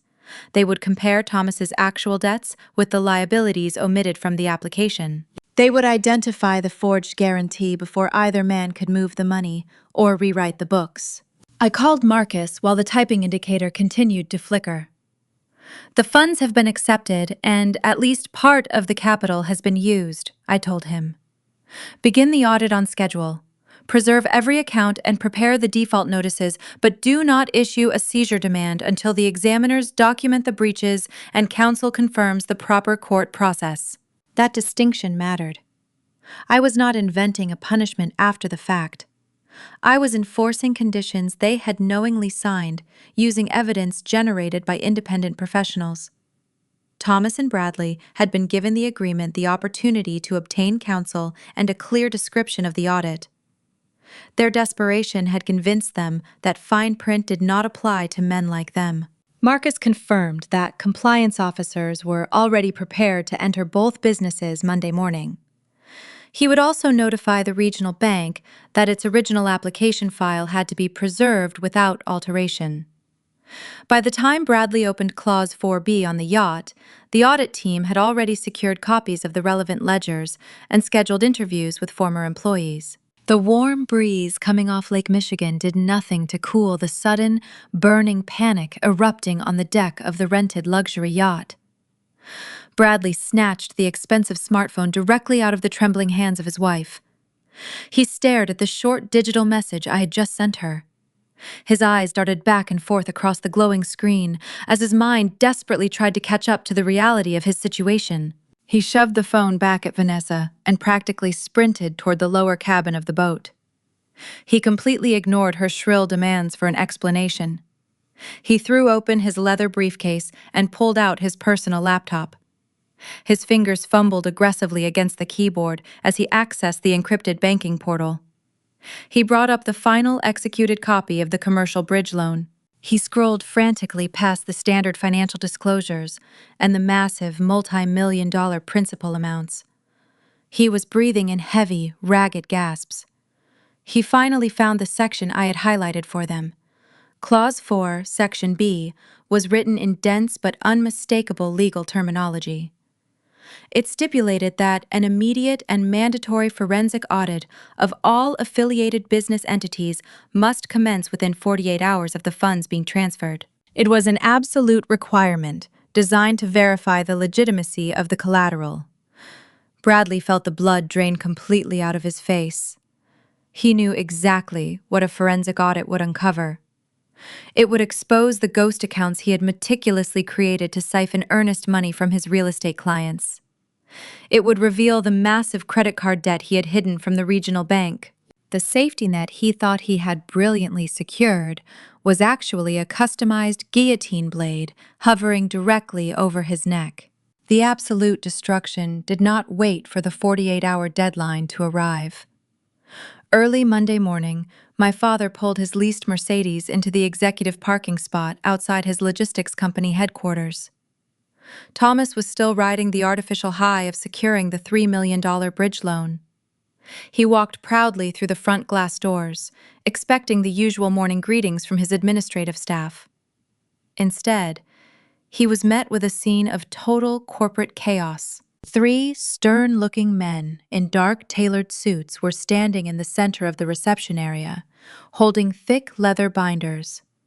The lead auditor stepped forward and introduced himself as a senior compliance officer representing the Delaware lending firm. He did not offer a polite handshake or a warm professional greeting. He simply handed my father a thick stack of legal documents detailing the immediate freezing of all corporate operational accounts, pending the outcome of the mandatory forensic audit. Thomas tried to laugh it off using his booming voice and practiced arrogant charm. He assured the compliance officers that there was a simple administrative misunderstanding and that the company books were perfectly clean. The lead auditor simply stared at him with cold indifference.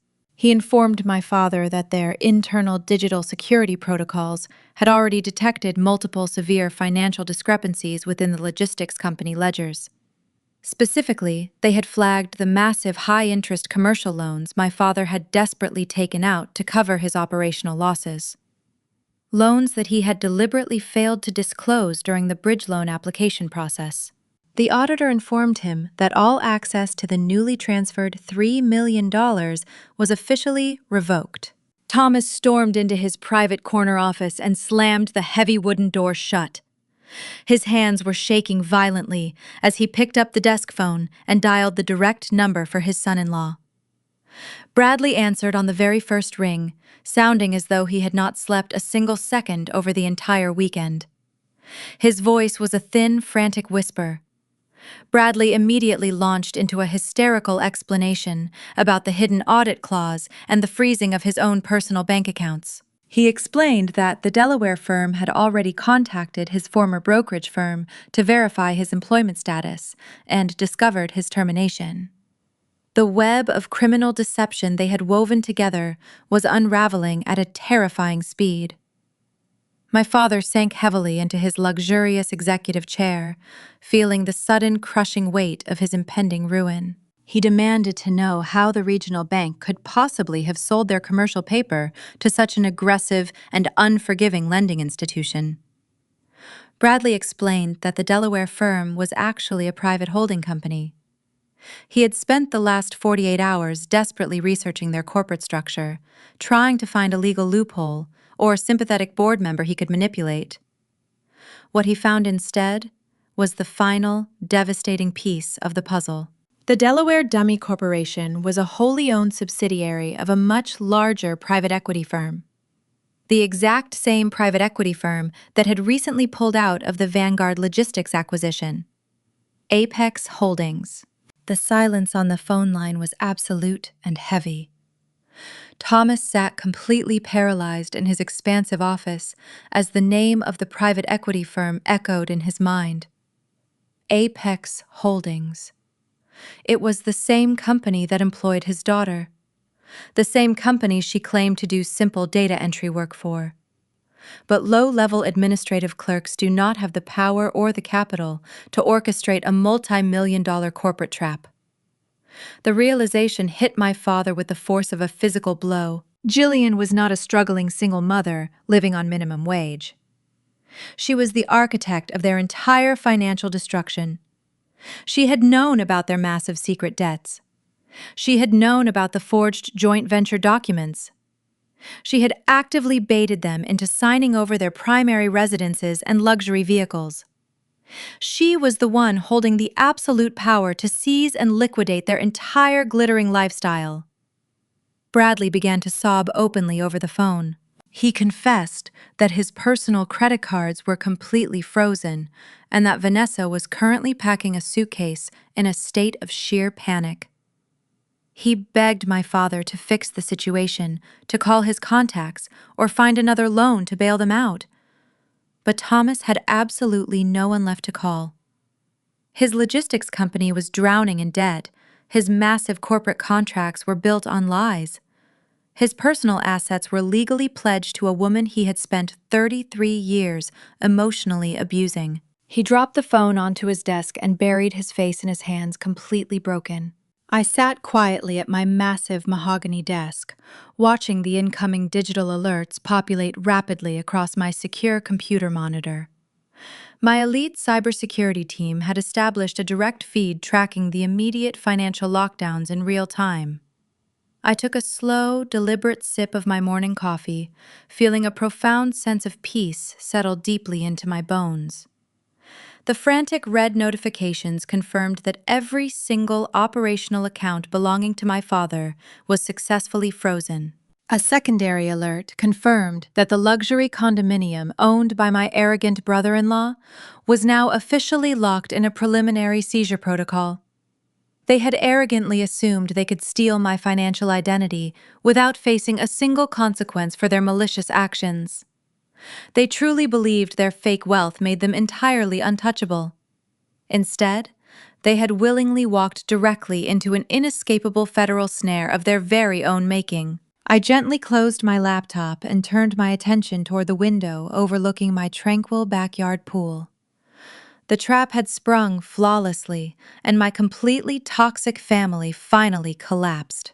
The serene quiet of my home office was abruptly shattered by the aggressive sound of heavy fists pounding against solid mahogany. I turned away from the massive floor-to-ceiling windows overlooking the backyard pool and frowned. It was a Tuesday evening, and I was not expecting any visitors.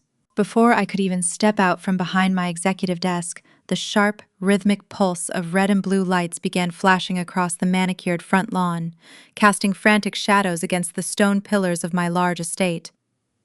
I walked swiftly out into the grand foyer, feeling a sudden cold knot form in my stomach.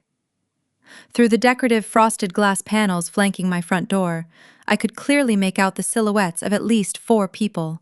2 of them were wearing the unmistakable crisp uniforms of the local suburban police department. The other 2 figures were frantically gesturing and pacing on my front porch. I did not need to see their faces to know exactly who had arrived.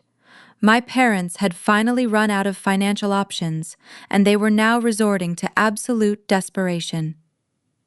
I took a very slow, deep breath, smoothing the front of my silk blouse before reaching out to grasp the heavy brass handle. I opened the door to a scene of manufactured absolute chaos. Thomas and Linda were standing squarely in the middle of my front porch, flanked by 2 imposing police officers.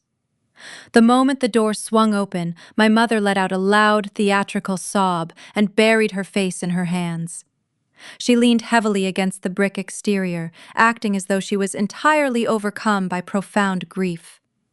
My father immediately stepped forward, pointing a trembling, aggressive finger directly at my face. "There she is!" He shouted, his voice echoing loudly down the quiet, affluent street. "That is the woman who stole our entire family fortune. Officers, you need to arrest her right now. She is a completely unstable criminal, and she is holding my innocent grandson hostage inside this house." I stood perfectly still, resting one hand casually on the doorframe. I did not flinch or react to his aggressive posturing. "Good evening, officers," I said, my voice projecting calm authority. "How can I help you tonight?" The older of the 2 officers, a tall man with a stern expression and silver hair at his temples, stepped forward and held up a hand to silence my shouting father. "Madam, we received a frantic emergency dispatch call from these 2 individuals," he explained, his tone measured but wary. "They identified themselves as your parents. They reported that you are suffering from a severe mental health crisis and that you have illegally siphoned millions of dollars from their corporate accounts. They also stated that you are an unfit mother and that an 8-year-old child is currently in imminent danger inside this residence. We are required by law to perform an immediate welfare check on the minor and assess the safety of the environment." My mother peeked out from behind her hands, offering a whimpering plea. "Please, officer, you have to save little Leo," she cried out dramatically. "She cannot even afford to feed him properly. She is squatting in this massive house, using our stolen money, and she is completely delusional. She needs to be placed in handcuffs and committed to a psychiatric facility before she hurts that sweet little boy." The sheer audacity of their performance was almost impressive. They were trying to weaponize the police to intimidate me into releasing the financial hold on their assets. I stepped back and opened the door wider, making a sweeping gesture with my hand. "You are more than welcome to step inside and verify the safety of my son, officers," I said, maintaining absolute professional composure. However, I must inform you that these two individuals are currently under investigation for federal wire fraud, and they are using this emergency call as a desperate intimidation tactic. The officers exchanged a quick, cautious glance before stepping over the threshold. Thomas and Linda immediately pushed their way inside behind them, their eyes widening in genuine shock as they finally took in the interior of my home. They had clearly assumed I was renting a modest property or perhaps house-sitting. They were completely unprepared for the reality of the sprawling, grand foyer, the floating glass staircase, and the museum-quality artwork lining the walls.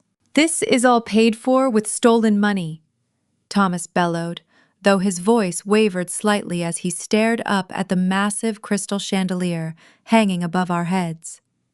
"She is a low-level data entry clerk who barely makes minimum wage. She stole my corporate bridge loan and used it to lease this estate. You need to freeze her accounts immediately and return the funds to my logistics company." The younger police officer pulled out a small notepad. "Madam, do you have proof of residence?" he asked, politely but firmly. My father scoffed loudly. "She does not own this place," he sneered, his face red with righteous indignation. "Ask her for her lease agreement. Ask her how a single mother with a failed career affords a $3 million mortgage. She is a complete fraud." I ignored my father entirely and walked over to a small console table near the front door.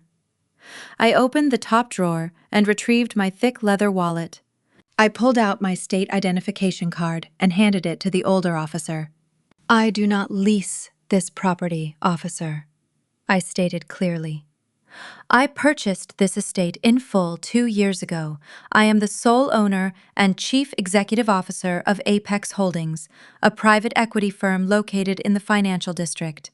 If you run a quick search on that address, you will find my name listed on the property deed." The older officer examined my identification carefully before looking around the pristine, immaculate foyer. There was absolutely no sign of struggle, neglect, or danger. The air smelled of fresh lavender and expensive wood polish. Just then, the soft sound of footsteps echoed from the top of the glass staircase. "Mom, is everything okay?" a small voice asked. Everyone turned to look up. Leo was standing at the top of the landing, wearing a pair of clean dinosaur pajamas and clutching a hardcover book about marine biology. He looked perfectly healthy, well-fed, and entirely calm. He tilted his head, looking down at the police officers with mild curiosity. I smiled up at my son, projecting absolute safety. "Everything is perfectly fine, sweetheart," I promised him. "These officers are just leaving. Go back to your reading." Leo nodded obediently, heading back down the carpeted hallway toward his bedroom. The younger officer closed his notepad, looking distinctly annoyed by the massive waste of municipal resources. "He certainly does not look like a hostage to me," the officer noted dryly, "and this environment is clearly not a danger to anyone." The older officer firmly detached his arm from the frantic grip of my mother. "Madam, I am going to ask you to step back," he warned, his voice dropping to a stern, authoritative register.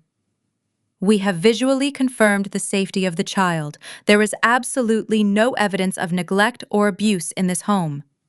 If we get called out here again for a false report, you will both be leaving in handcuffs.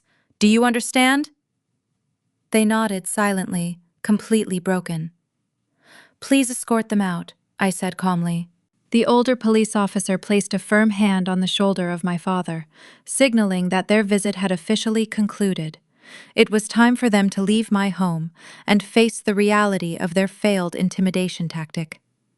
Thomas was a man who had never learned how to accept defeat gracefully. Instead of walking toward the front door, he dug his heels into the polished hardwood floor and aggressively shook off the grip of the officer. "You cannot possibly be serious," Thomas shouted, his face turning a dangerous shade of crimson. "You are just going to walk away and leave this criminal in a $3 million house that she bought with my stolen corporate funds? Look around you, officer. Look at the museum-quality artwork and the crystal chandeliers. She is a data entry clerk. She does not have the capacity to earn this kind of wealth legally. She stole my identity and siphoned millions from my logistics company.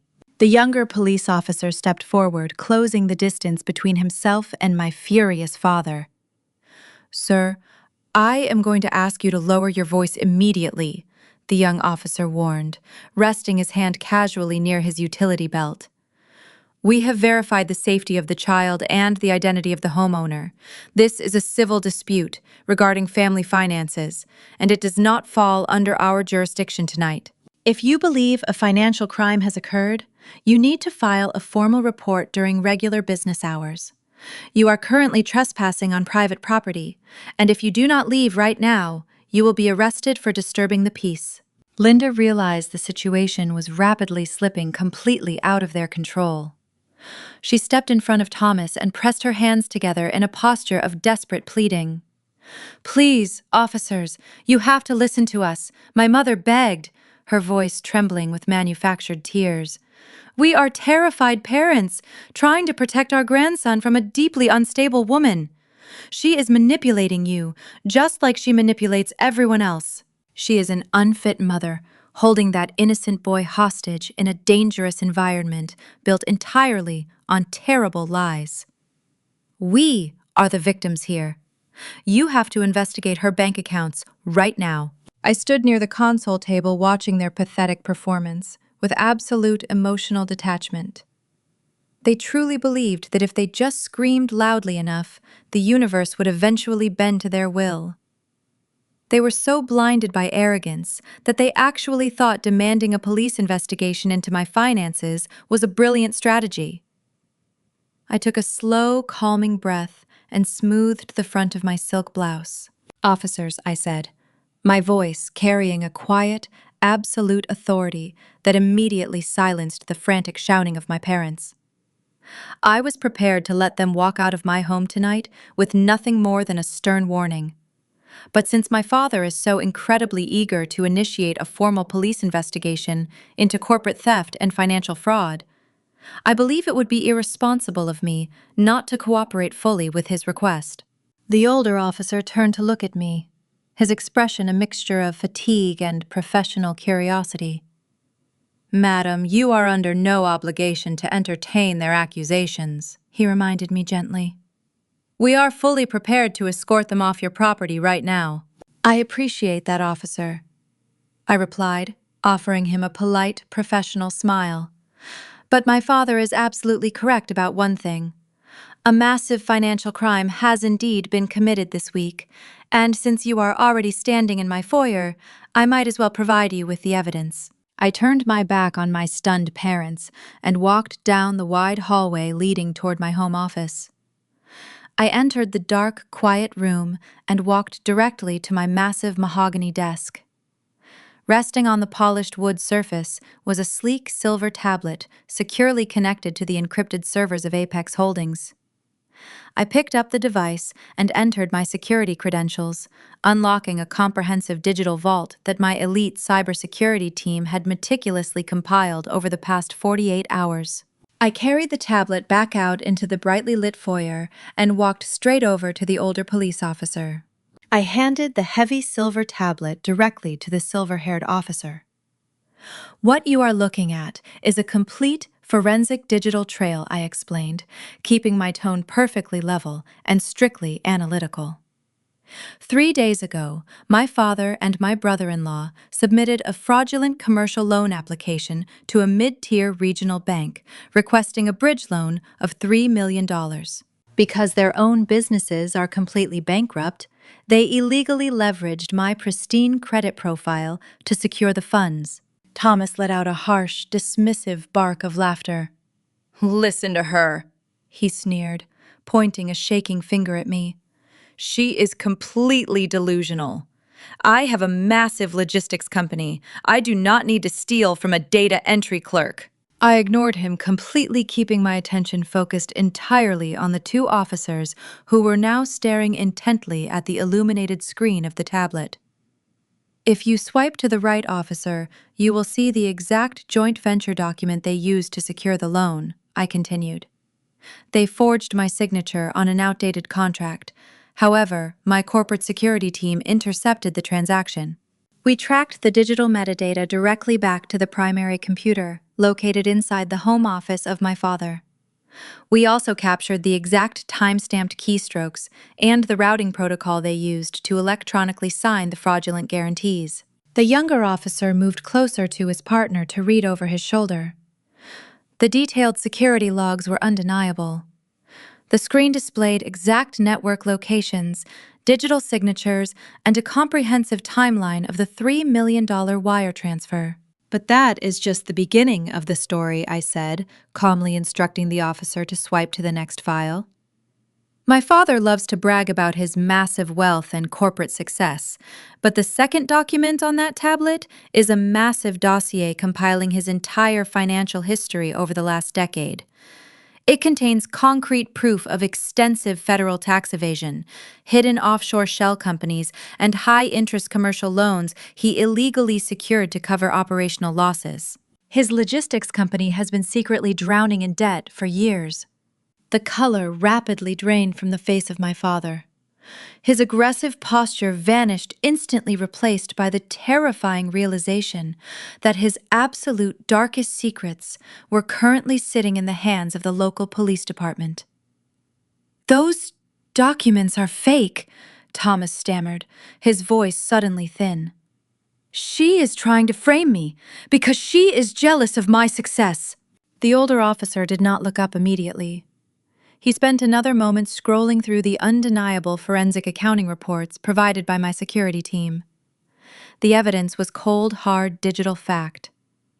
Slowly, the officer lowered the tablet and handed it to his younger partner. He turned his attention back to my father. The look of weary patience had completely vanished from his eyes, replaced by a cold, rigid severity. He unclipped his handcuffs. The older officer studied the tablet for another moment, then stepped away and spoke quietly into his radio. Dispatch confirmed that the business identity information on the loan file matched an urgent referral already entered by a joint financial crimes task force. The officer could not adjudicate a $3 million fraud case in my foyer, but he did have clear evidence that Thomas had made a knowingly false emergency report, refused repeated orders to leave private property, and was now attempting to intimidate a named victim. He turned back to, removed his handcuffs, and told my father to place his hands behind his back. Thomas shouted that the evidence was fabricated. The younger officer advised him that he was being detained for the false report and trespass, while financial crimes investigators reviewed the documents. Linda screamed as the officers led him across my lawn. I gave the task force a secure copy of the audit package that night.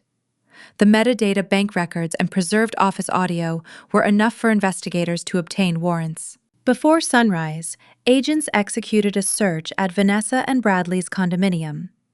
Bradley tried to delete files from his laptop, but the remote backup had already been preserved. He was arrested for the forged guarantee, the fraudulent transfer, and the escrow scheme. Thomas was transferred from local custody after an initial appearance on the related financial charges. By the following afternoon, both men had been processed, questioned through counsel, and brought before a federal magistrate for release hearings. The reality of federal holding cells has a unique way of rapidly dismantling the arrogance of wealthy men. Thomas and Bradley had spent 48 terrifying hours in federal custody before my mother and sister managed to scrape together enough liquid cash from their rapidly dwindling personal accounts to post bail. They were released into a world they no longer recognized or controlled. Their massive corporate accounts were frozen tight. Their primary residences were locked under strict seizure protocols. Their pristine social reputations were entirely annihilated by the very public arrests that had dominated local news cycles. Desperation is a powerful motivator, and it drove them to make one final, pathetic attempt to salvage their ruined lives. My executive assistant knocked softly on the heavy glass door of my boardroom. She stepped inside, projecting absolute professional composure. "Ms. Gillian," she said, her tone perfectly level. "The delegation representing my father's regional logistics company and Bradley's former brokerage has arrived for their scheduled 2 o'clock appointment. They are currently waiting in the main reception area. I instructed security to hold them there until you are ready." I stood near the massive floor-to-ceiling windows overlooking the sweeping skyline of downtown Chicago. I smoothed the lapels of my tailored navy blazer and took a slow, deliberate breath. "Send them in," I instructed. The heavy mahogany doors of the executive boardroom swung open. My family walked into the room, projecting a unified front of manufactured humility. Thomas led the group, his usual booming confidence replaced by a stiff, nervous energy. He was wearing a suit that was slightly wrinkled, clearly pulled from a closet in a rush. Bradley walked right beside him, clutching a thick leather briefcase to his chest like a physical shield. Linda and Vanessa trailed closely behind them, wearing subdued designer dresses and expressions of quiet desperation. They had come to beg. They had arranged a desperate last-ditch meeting with the mysterious private equity firm that had bought their debt and currently held the absolute keys to their survival. They were hoping to throw themselves at the mercy of the unseen Apex Holdings chief executive officer to beg for a fraction of a buyout or a lenient repayment schedule. They did not immediately look toward the head of the long, polished conference table. They were too busy taking in the sheer, intimidating scale of the room. The boardroom was a masterpiece of modern corporate power, featuring sleek metal accents, expansive glass walls, and a massive, custom-built table that could easily seat 30 executives. It was an environment designed entirely to make visitors feel incredibly small. My tall, leather executive chair was turned toward the window, keeping my face completely hidden from their view. I listened to their hesitant footsteps echoing against the hardwood floor. "Excuse me, Thomas," began his voice, carrying a noticeable tremor that he was desperately trying to suppress. "We have an appointment with the chief executive officer. We are here to discuss the outstanding bridge loan and the commercial real estate collateral. We understand the severity of our current financial position, but we are prepared to offer a highly structured settlement agreement." Bradley quickly stepped forward, opening his leather briefcase with trembling fingers. He pulled out a stack of hastily printed financial documents. "We just need 10 minutes of your time to present our restructuring proposal," Bradley pleaded, his voice cracking slightly. "If you could just look at these projections, you will see that we have a viable path to repayment. We just need a temporary stay on the asset seizure protocols." I remained silent, letting their desperate pleas hang in the cold, sterile air of the boardroom. The silence stretched out, becoming heavy and suffocating. I could hear the ragged, nervous breathing of my sister. I could hear my mother shifting her weight uncomfortably from side to side. They were completely stripped of their arrogant bluster, reduced to begging a faceless corporate entity for the scraps of their former lives. I slowly placed my hands on the smooth leather armrests of my chair. With a single fluid motion, I swiveled the heavy chair around to face them directly. The reaction was immediate. Thomas staggered into the edge of the table. Bradley's papers slipped from his fingers and scattered across the floor. Vanessa gasped, while Linda stared at me as though I had materialized from behind the glass. For one suspended second, nobody spoke. Then Thomas recovered enough of his old arrogance to point at me.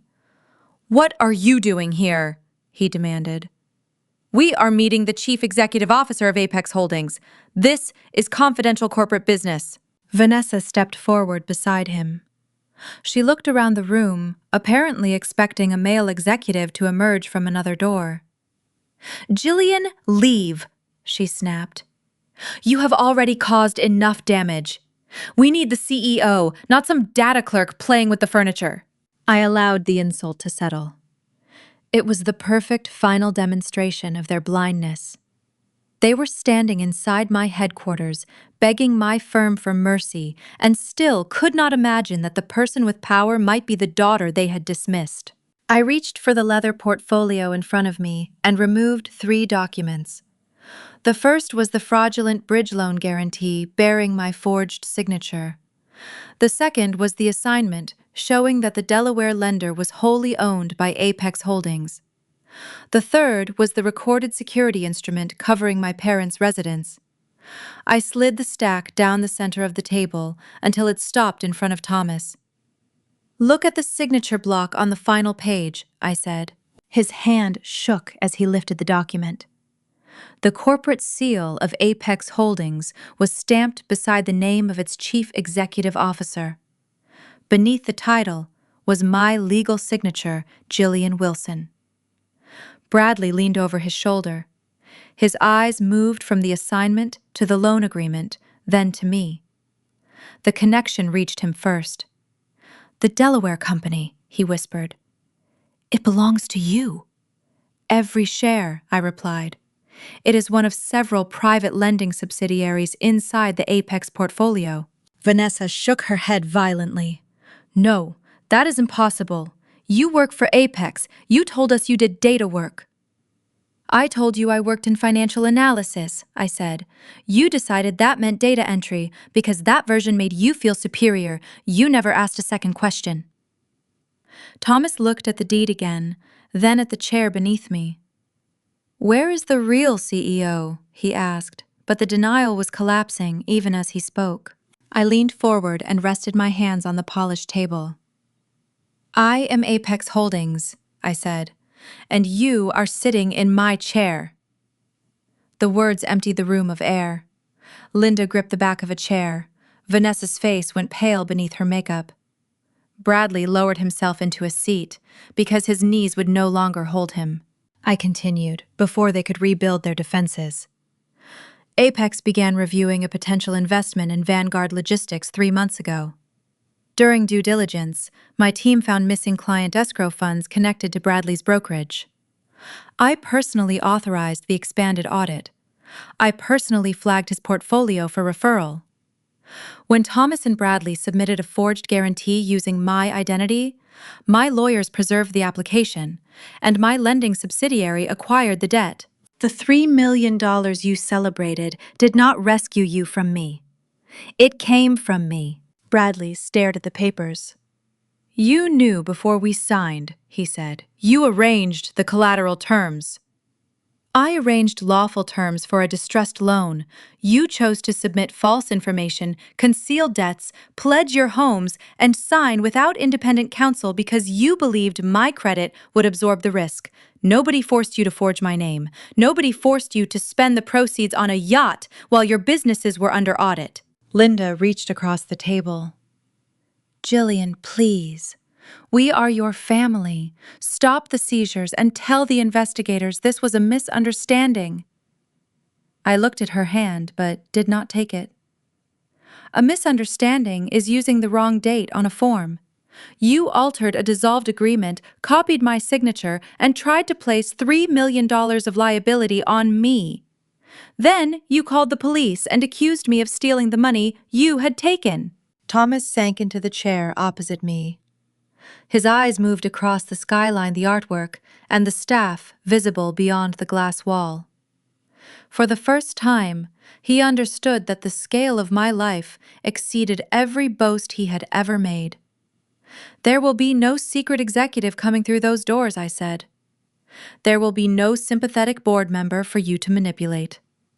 You requested a meeting with the person who owns your debt. That person is sitting in front of you." I stood up slowly, making sure to button the front of my tailored navy power suit. I leaned forward, resting my palms flat against the cool mahogany. "You spent my entire life telling me that I was a complete failure," I said, letting the years of suppressed anger finally bleed into my tone. "You treated me like a useless burden. You humiliated me at every family dinner. You openly mocked my career choices and celebrated my hardships. You were so convinced of your own superiority that you never even bothered to look closely at what I was actually building." Thomas stared up at me, his eyes wide with a mixture of terror and sudden dawning comprehension. I spent the last decade working 80-hour weeks, I continued. I studied global markets. I built a private equity firm from absolute scratch. I bought up failing assets and turned them into multi-million-dollar portfolios. While you were leveraging your home to buy luxury cars you could not afford, I was quietly purchasing the debt of your largest corporate competitors. Linda began to sob openly, burying her face in her hands. "Please, Gillian," she cried out. "You have made your point. You are successful. We were wrong about you. We were so horribly wrong. Please just call off the auditors. We will do whatever you want. We will apologize publicly. Just do not take our home away from us." I tilted my head, studying her tear-stained face with emotional detachment. "This is not about apologies, Mom," I explained gently. "This is about consequences. You actively conspired to ruin my life to save your own. You forged my signature to steal $3 million. You tried to frame me for your own financial crimes. You called the police to my home and tried to have me arrested in front of my son. Did you really think there would be zero consequences for weaponizing the authorities against your daughter?" Vanessa slammed her hands onto the table. "You are a monster!" she screamed, her carefully constructed image unraveling. "You set a trap for your own family. You deliberately tricked us into signing those loan papers just so you could steal everything we have. You are sick."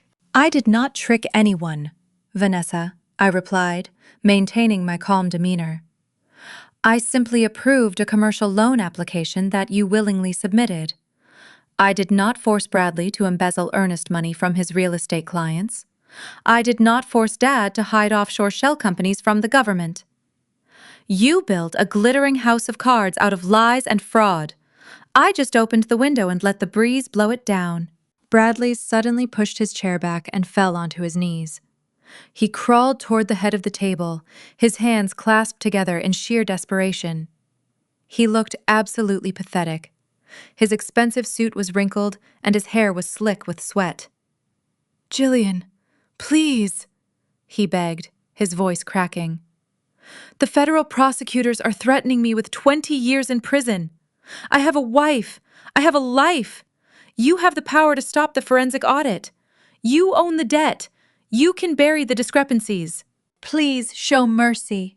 I looked down at the man who had arrogantly laughed while forging my signature.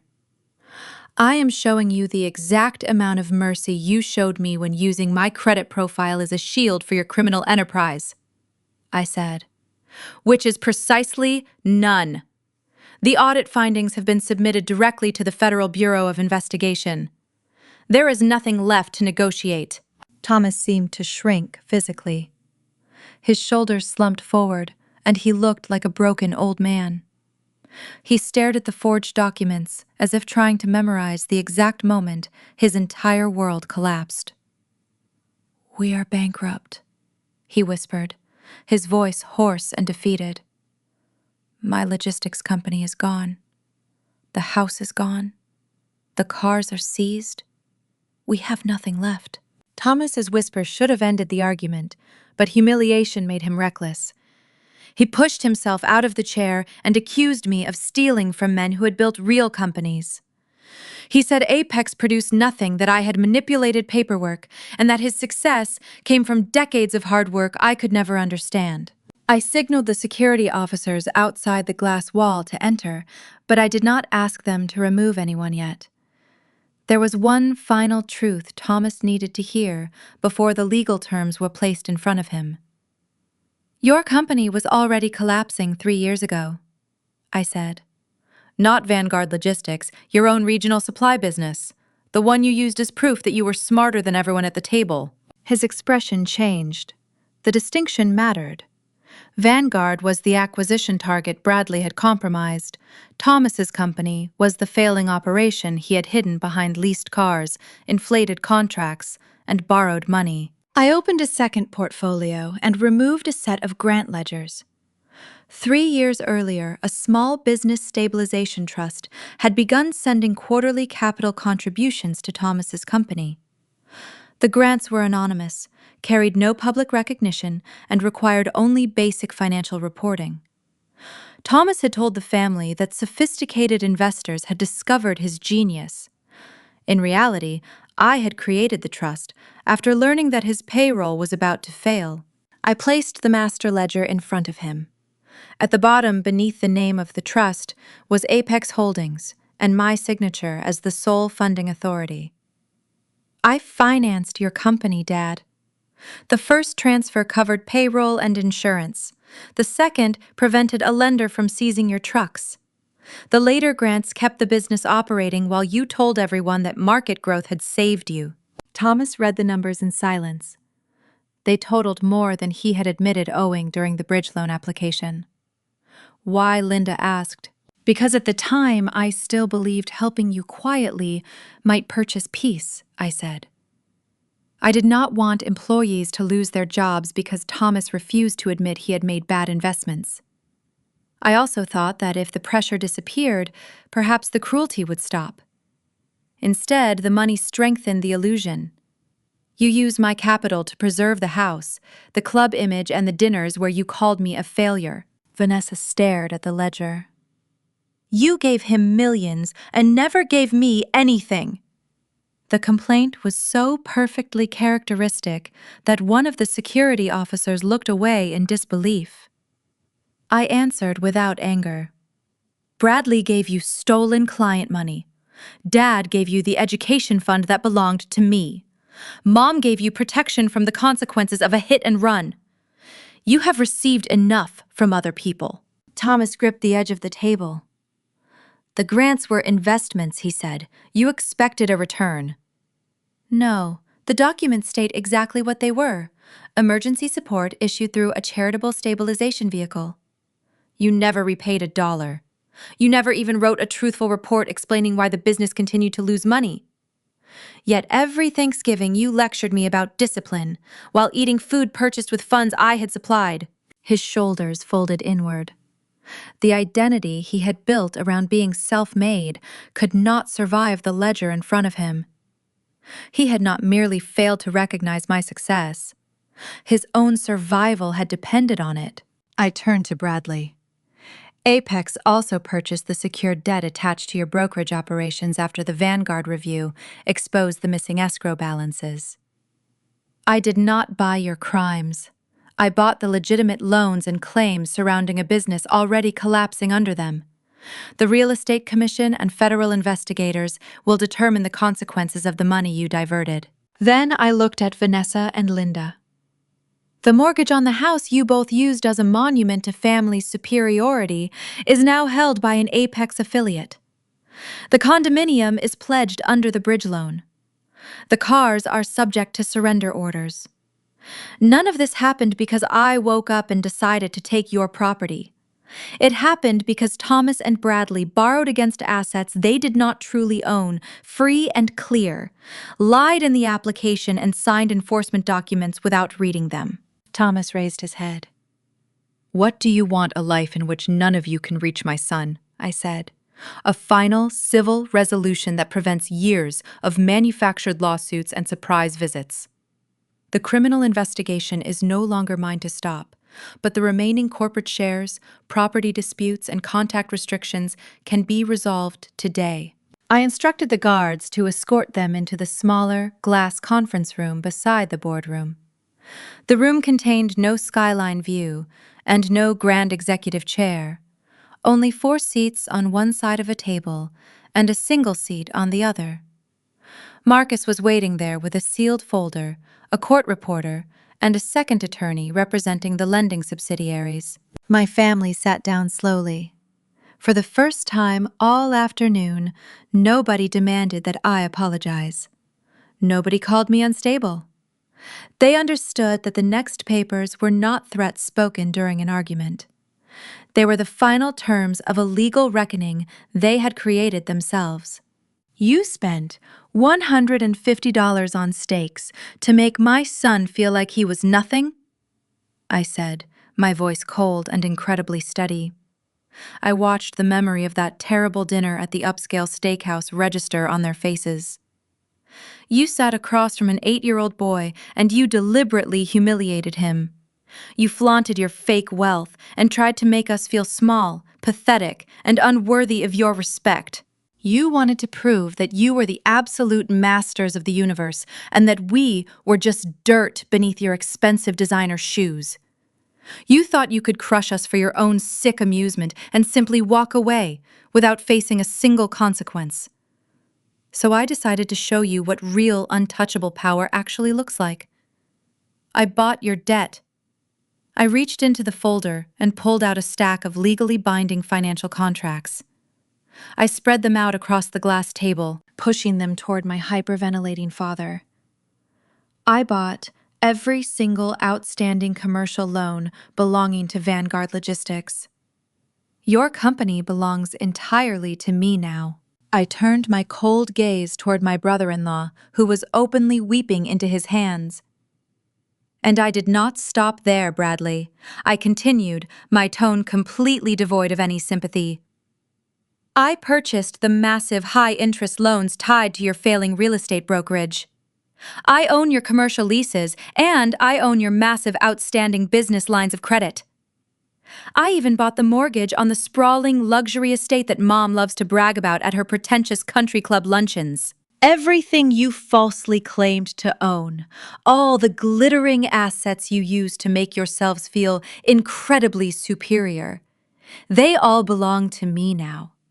I am the sole owner of your entire pathetic existence. You are currently sitting in a building that I own, wearing clothes that were paid for with money I quietly provided. You are nothing but ghosts, haunting an empire that I constructed. Linda let out a low, wounded sound and leaned against Vanessa. We have nothing left, she said. What more can you possibly take from us? I did not answer with another threat. I opened the final folder and placed 2 sets of documents on the table. The federal investigation is not mine to cancel, I said. The evidence has already been preserved and delivered through counsel. I cannot promise that Thomas or Bradley will avoid charges, and I will not lie to investigators for you. What I can decide is whether Apex spends the next several years pursuing every available civil claim, deficiency judgment, fraud, penalty, and contested foreclosure. Marcus summarized the first path. If they refuse to cooperate, the existing defaults would proceed through court.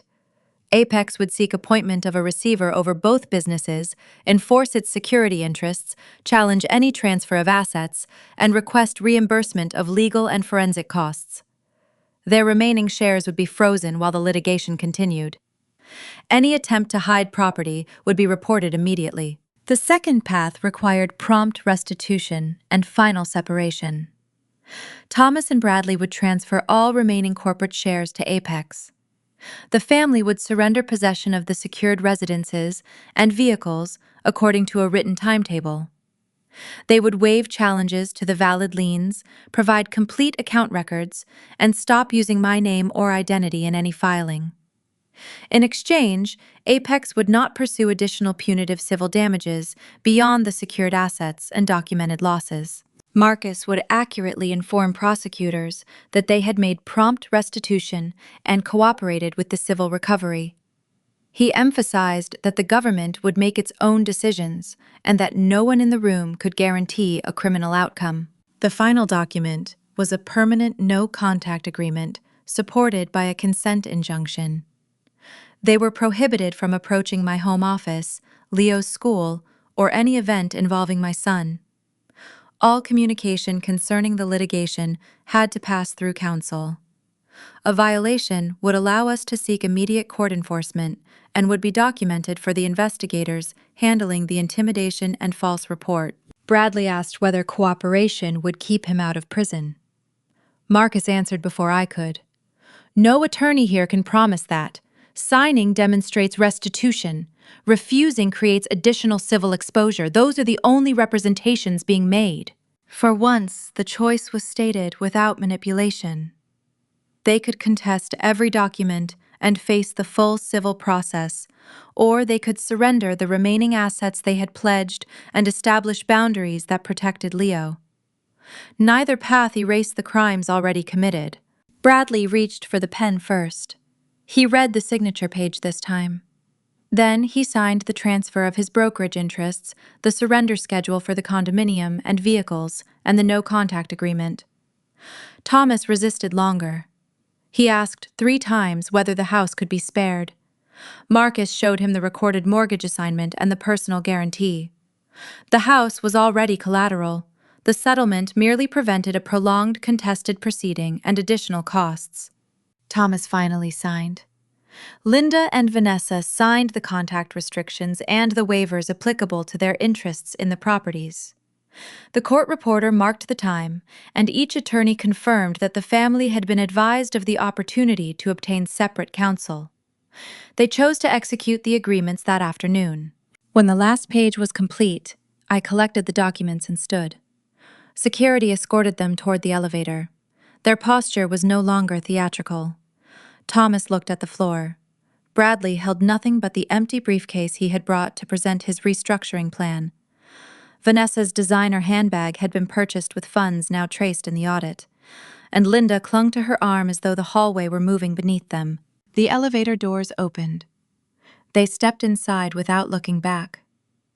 "Oh, Dad," I called. Thomas lifted his head. "Try Uber. The surrender company collected the cars this morning." The elevator doors slid shut, cutting off the frantic sobbing of my ruined family. The absolute silence that settled over the executive boardroom was the most beautiful sound I had ever heard. For 33 years, my entire existence had been defined by their loud, chaotic demands and their constant, cruel criticisms. Now there was nothing but quiet peace. I walked back to my massive mahogany desk and gathered the signed documents that officially transferred their glittering empire into my possession. Over the next few weeks, the severe reality of their new circumstances settled over them with the crushing weight of absolute finality. The legal documents they had signed to limit their civil exposure and complete restitution were completely ironclad. The aggressive asset liquidation process began immediately, and it was both swift and entirely unforgiving. Bradley was the first to experience the true severity of his harsh new reality. The forensic audit files had been formally submitted to the Regional Real Estate Commission. They immediately revoked his professional broker license permanently. The news of his massive embezzlement scheme spread through the affluent suburban community like a devastating wildfire. The very same wealthy clients he had spent years aggressively courting and stealing from turned their backs on him entirely. He was officially blacklisted from every reputable brokerage firm in the entire state. The man who had once proudly worn tailored Italian suits and bragged about his massive quarterly commissions was now reduced to working as a late-night dispatcher for a local towing company. He spent his long, miserable shifts sitting in a small, dingy office, answering angry phone calls from stranded motorists. There were no more expensive client dinners or luxury golf outings. He was completely exiled from the lucrative industry he had arrogantly exploited. Vanessa did not fare any better without the stolen wealth she had always used to define her entire personality. The mandatory seizure of their primary residence and all their luxury vehicles meant she had to find a way to financially support herself for the very first time in her pampered life. The only position she could manage to secure, with her absolute lack of professional skills or higher education, was a minimum wage retail job at a discount clothing store in a struggling outdoor strip mall. The woman who used to spend thousands of dollars on single designer handbags was now forced to wear a cheap polyester uniform and a plastic name tag. She spent her days aggressively folding mountains of discounted sweaters and complaining to absolutely anyone who would listen. She constantly told her exhausted teenage coworkers that she was actually incredibly wealthy and that a terrible legal misunderstanding had temporarily frozen her massive trust fund. They simply rolled their eyes and handed her another heavy stack of cheap clothing to organize. Her carefully constructed illusion of superiority was permanently shattered. My parents suffered the most dramatic and humiliating fall from grace. The massive luxury estate they had always used as a physical monument to their fake success was swiftly seized and sold at a private corporate auction. They were legally forced to downsize into a tiny, cramped two-bedroom apartment located on the second floor of a tired, aging building situated right near a noisy commercial train track. The sharp, rhythmic rattling of the passing freight trains constantly shook their cheap, thin windows every single hour of the day and night. There were no more grand crystal chandeliers or museum-quality artwork to impress their wealthy country club friends. Their bleak new reality was defined by stained beige carpets, peeling linoleum kitchen counters, and the overwhelming smell of old, stale cooking grease that seemed to permanently permeate the narrow, unlit hallways of their depressing new building. The sudden loss of their physical wealth was only a small fraction of their ultimate punishment. The true devastation came from their absolute social exile. Thomas and Linda had built their entire social circle on a fragile foundation of fake prestige and aggressive networking. They truly believed they were highly respected pillars of the affluent community. But the exact moment the news of their massive financial fraud and toxic behavior became public knowledge, that entire glittering social circle completely evaporated overnight. The wealthy friends who used to attend their lavish holiday parties stopped returning their desperate phone calls. The prestigious country club they had belonged to for over 2 decades quietly but firmly revoked their exclusive membership, citing a strict moral conduct clause. When my mother desperately tried to attend a charity luncheon she had previously helped organize, she was politely, but very firmly, turned away at the front door by a stern security guard. They had spent their entire lives treating everyone around them like completely disposable stepping stones. They had mocked anyone who did not meet their impossible superficial standards. They had cruelly humiliated their own daughter just to make themselves feel incredibly powerful. Now they were finally experiencing the exact same absolute isolation and profound disrespect they had weaponized against me for 3 decades. There would be no miraculous rescues for them today, and there would be no second chances tomorrow. They were entirely erased from the wealthy society they coveted. I sat quietly on the spacious stone patio of my immaculate $3 million home, watching my son Leo happily swimming in our pristine backyard pool. The warm summer sun was slowly setting, casting a beautiful golden glow across the quiet, affluent neighborhood that I legally owned my clear place within. I took a slow, deliberate sip of my iced tea, feeling a deep, profound sense of complete resolution wash over my soul like a cleansing rain. The toxic generational cycle of aggressive emotional abuse and financial manipulation was finally, permanently broken for good this evening. I had not just survived their constant daily cruelty through my own sheer, unyielding willpower alone during all those long, agonizing years. I had successfully dismantled their entire fake empire, brick by fragile brick, and reclaimed my absolute, undeniable power. The crisp autumn air of downtown Chicago felt incredibly refreshing as I stepped out of the sleek black town car. I reached back and took the small hand of my son. Leo stepped onto the immaculate sidewalk, wearing a perfectly tailored miniature navy suit that matched my own elegant evening gown. We were not heading to a pretentious steakhouse filled with arrogant people trying desperately to prove their fake worth. Tonight we were dining at Le Sommet, an exclusive culinary institution located on the top floor of a gleaming glass skyscraper. The private elevator whisked us upward in absolute silence. When the polished metal doors finally slid open, we were greeted by the soft, melodic sounds of a live jazz quartet and the warm, inviting glow of crystal chandeliers.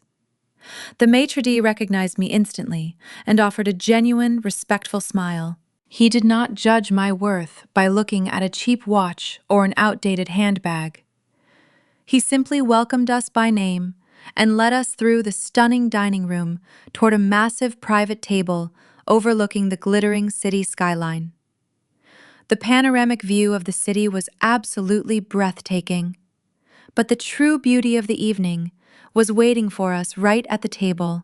As we approached the expansive table, a chorus of warm greetings and genuine laughter washed over us. These were not people bound to me by the painful obligations of toxic biology. This was my chosen family. Sitting near the window was my brilliant chief operating officer, who had stood by my side during the most grueling early years of building Apex Holdings. Beside him sat my elite cybersecurity director, who had flawlessly executed the digital trap that finally dismantled the fraudulent logistics empire of my father.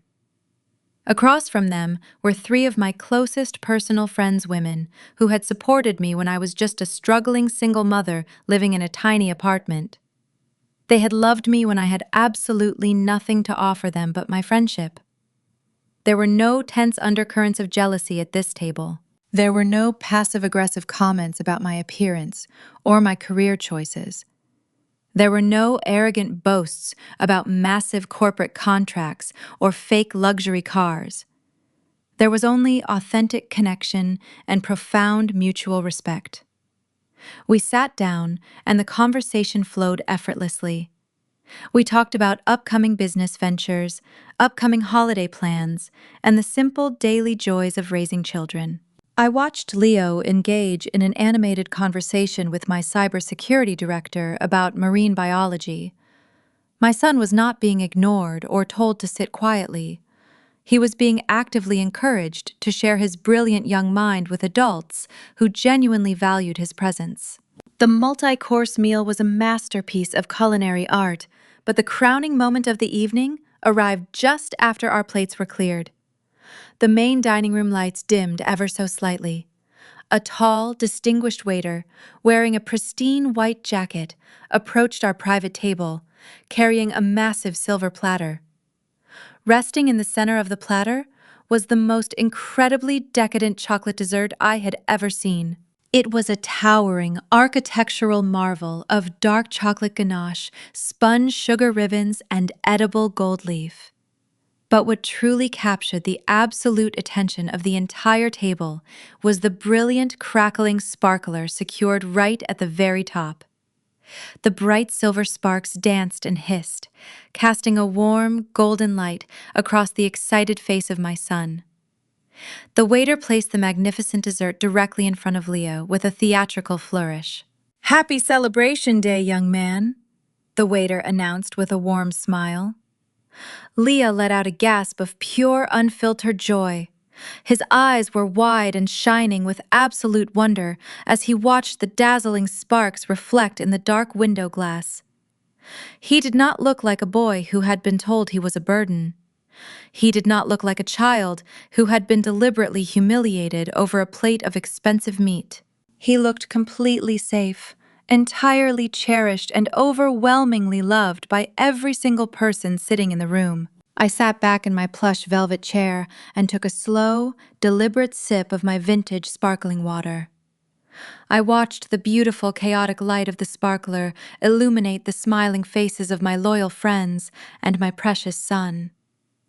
A profound wave of emotion swelled inside my chest, but it was not the familiar bitter ache of resentment that had haunted my entire life.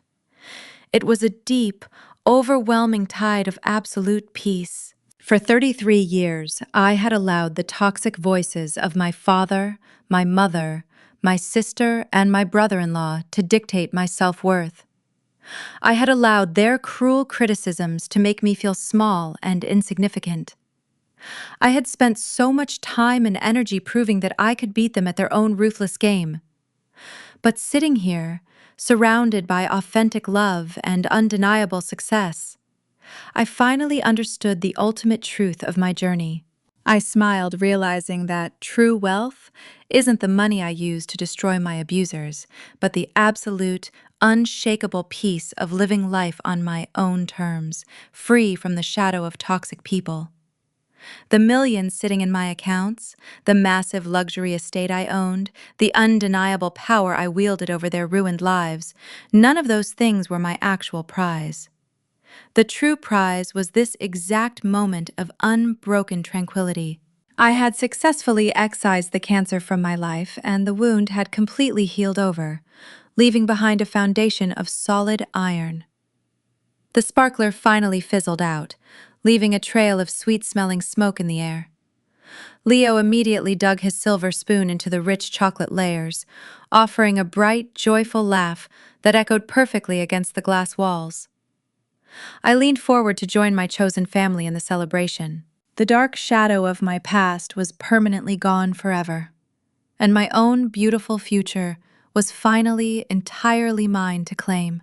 The story of Gillian reminds us of a painful but deeply liberating truth. We often spend our lives seeking validation from people who are fundamentally incapable of providing it. For decades, Gillian endured emotional abuse, relentless mockery, and profound betrayal at the hands of her own parents and sister. They mistook her quiet resilience for weakness, and they viewed her pristine financial identity merely as a tool to exploit for their own selfish gain. But Gillian's journey teaches us that true power does not come from shrinking yourself to fit into a toxic family dynamic. It comes from recognizing your own absolute worth and setting unbreakable boundaries. When her family attempted to ruin her, she didn't just survive, she orchestrated a masterclass in accountability. She stepped back and allowed their own greed and arrogance to become the exact instruments of their permanent destruction. Most importantly, her story beautifully redefines what it means to be successful. As Gillian sat in that exclusive restaurant, surrounded by her chosen family and her young son, she realized the ultimate prize. True wealth is never found in the millions sitting in a corporate bank account, nor is it measured by the superficial prestige her father so desperately craved. True wealth is the absolute, unshakable peace of waking up every single day free from toxic shadows. It is the freedom to live life entirely on your own terms, surrounded only by those who genuinely respect and celebrate your light. Have you ever had to walk away from a toxic environment or set difficult boundaries with the people closest to you? How did you find the courage to reclaim your peace? Share your experiences in the comments below. If Gillian's story of vindication and self-discovery resonated with you, please hit that like button and subscribe for more empowering stories of survival and sweet revenge.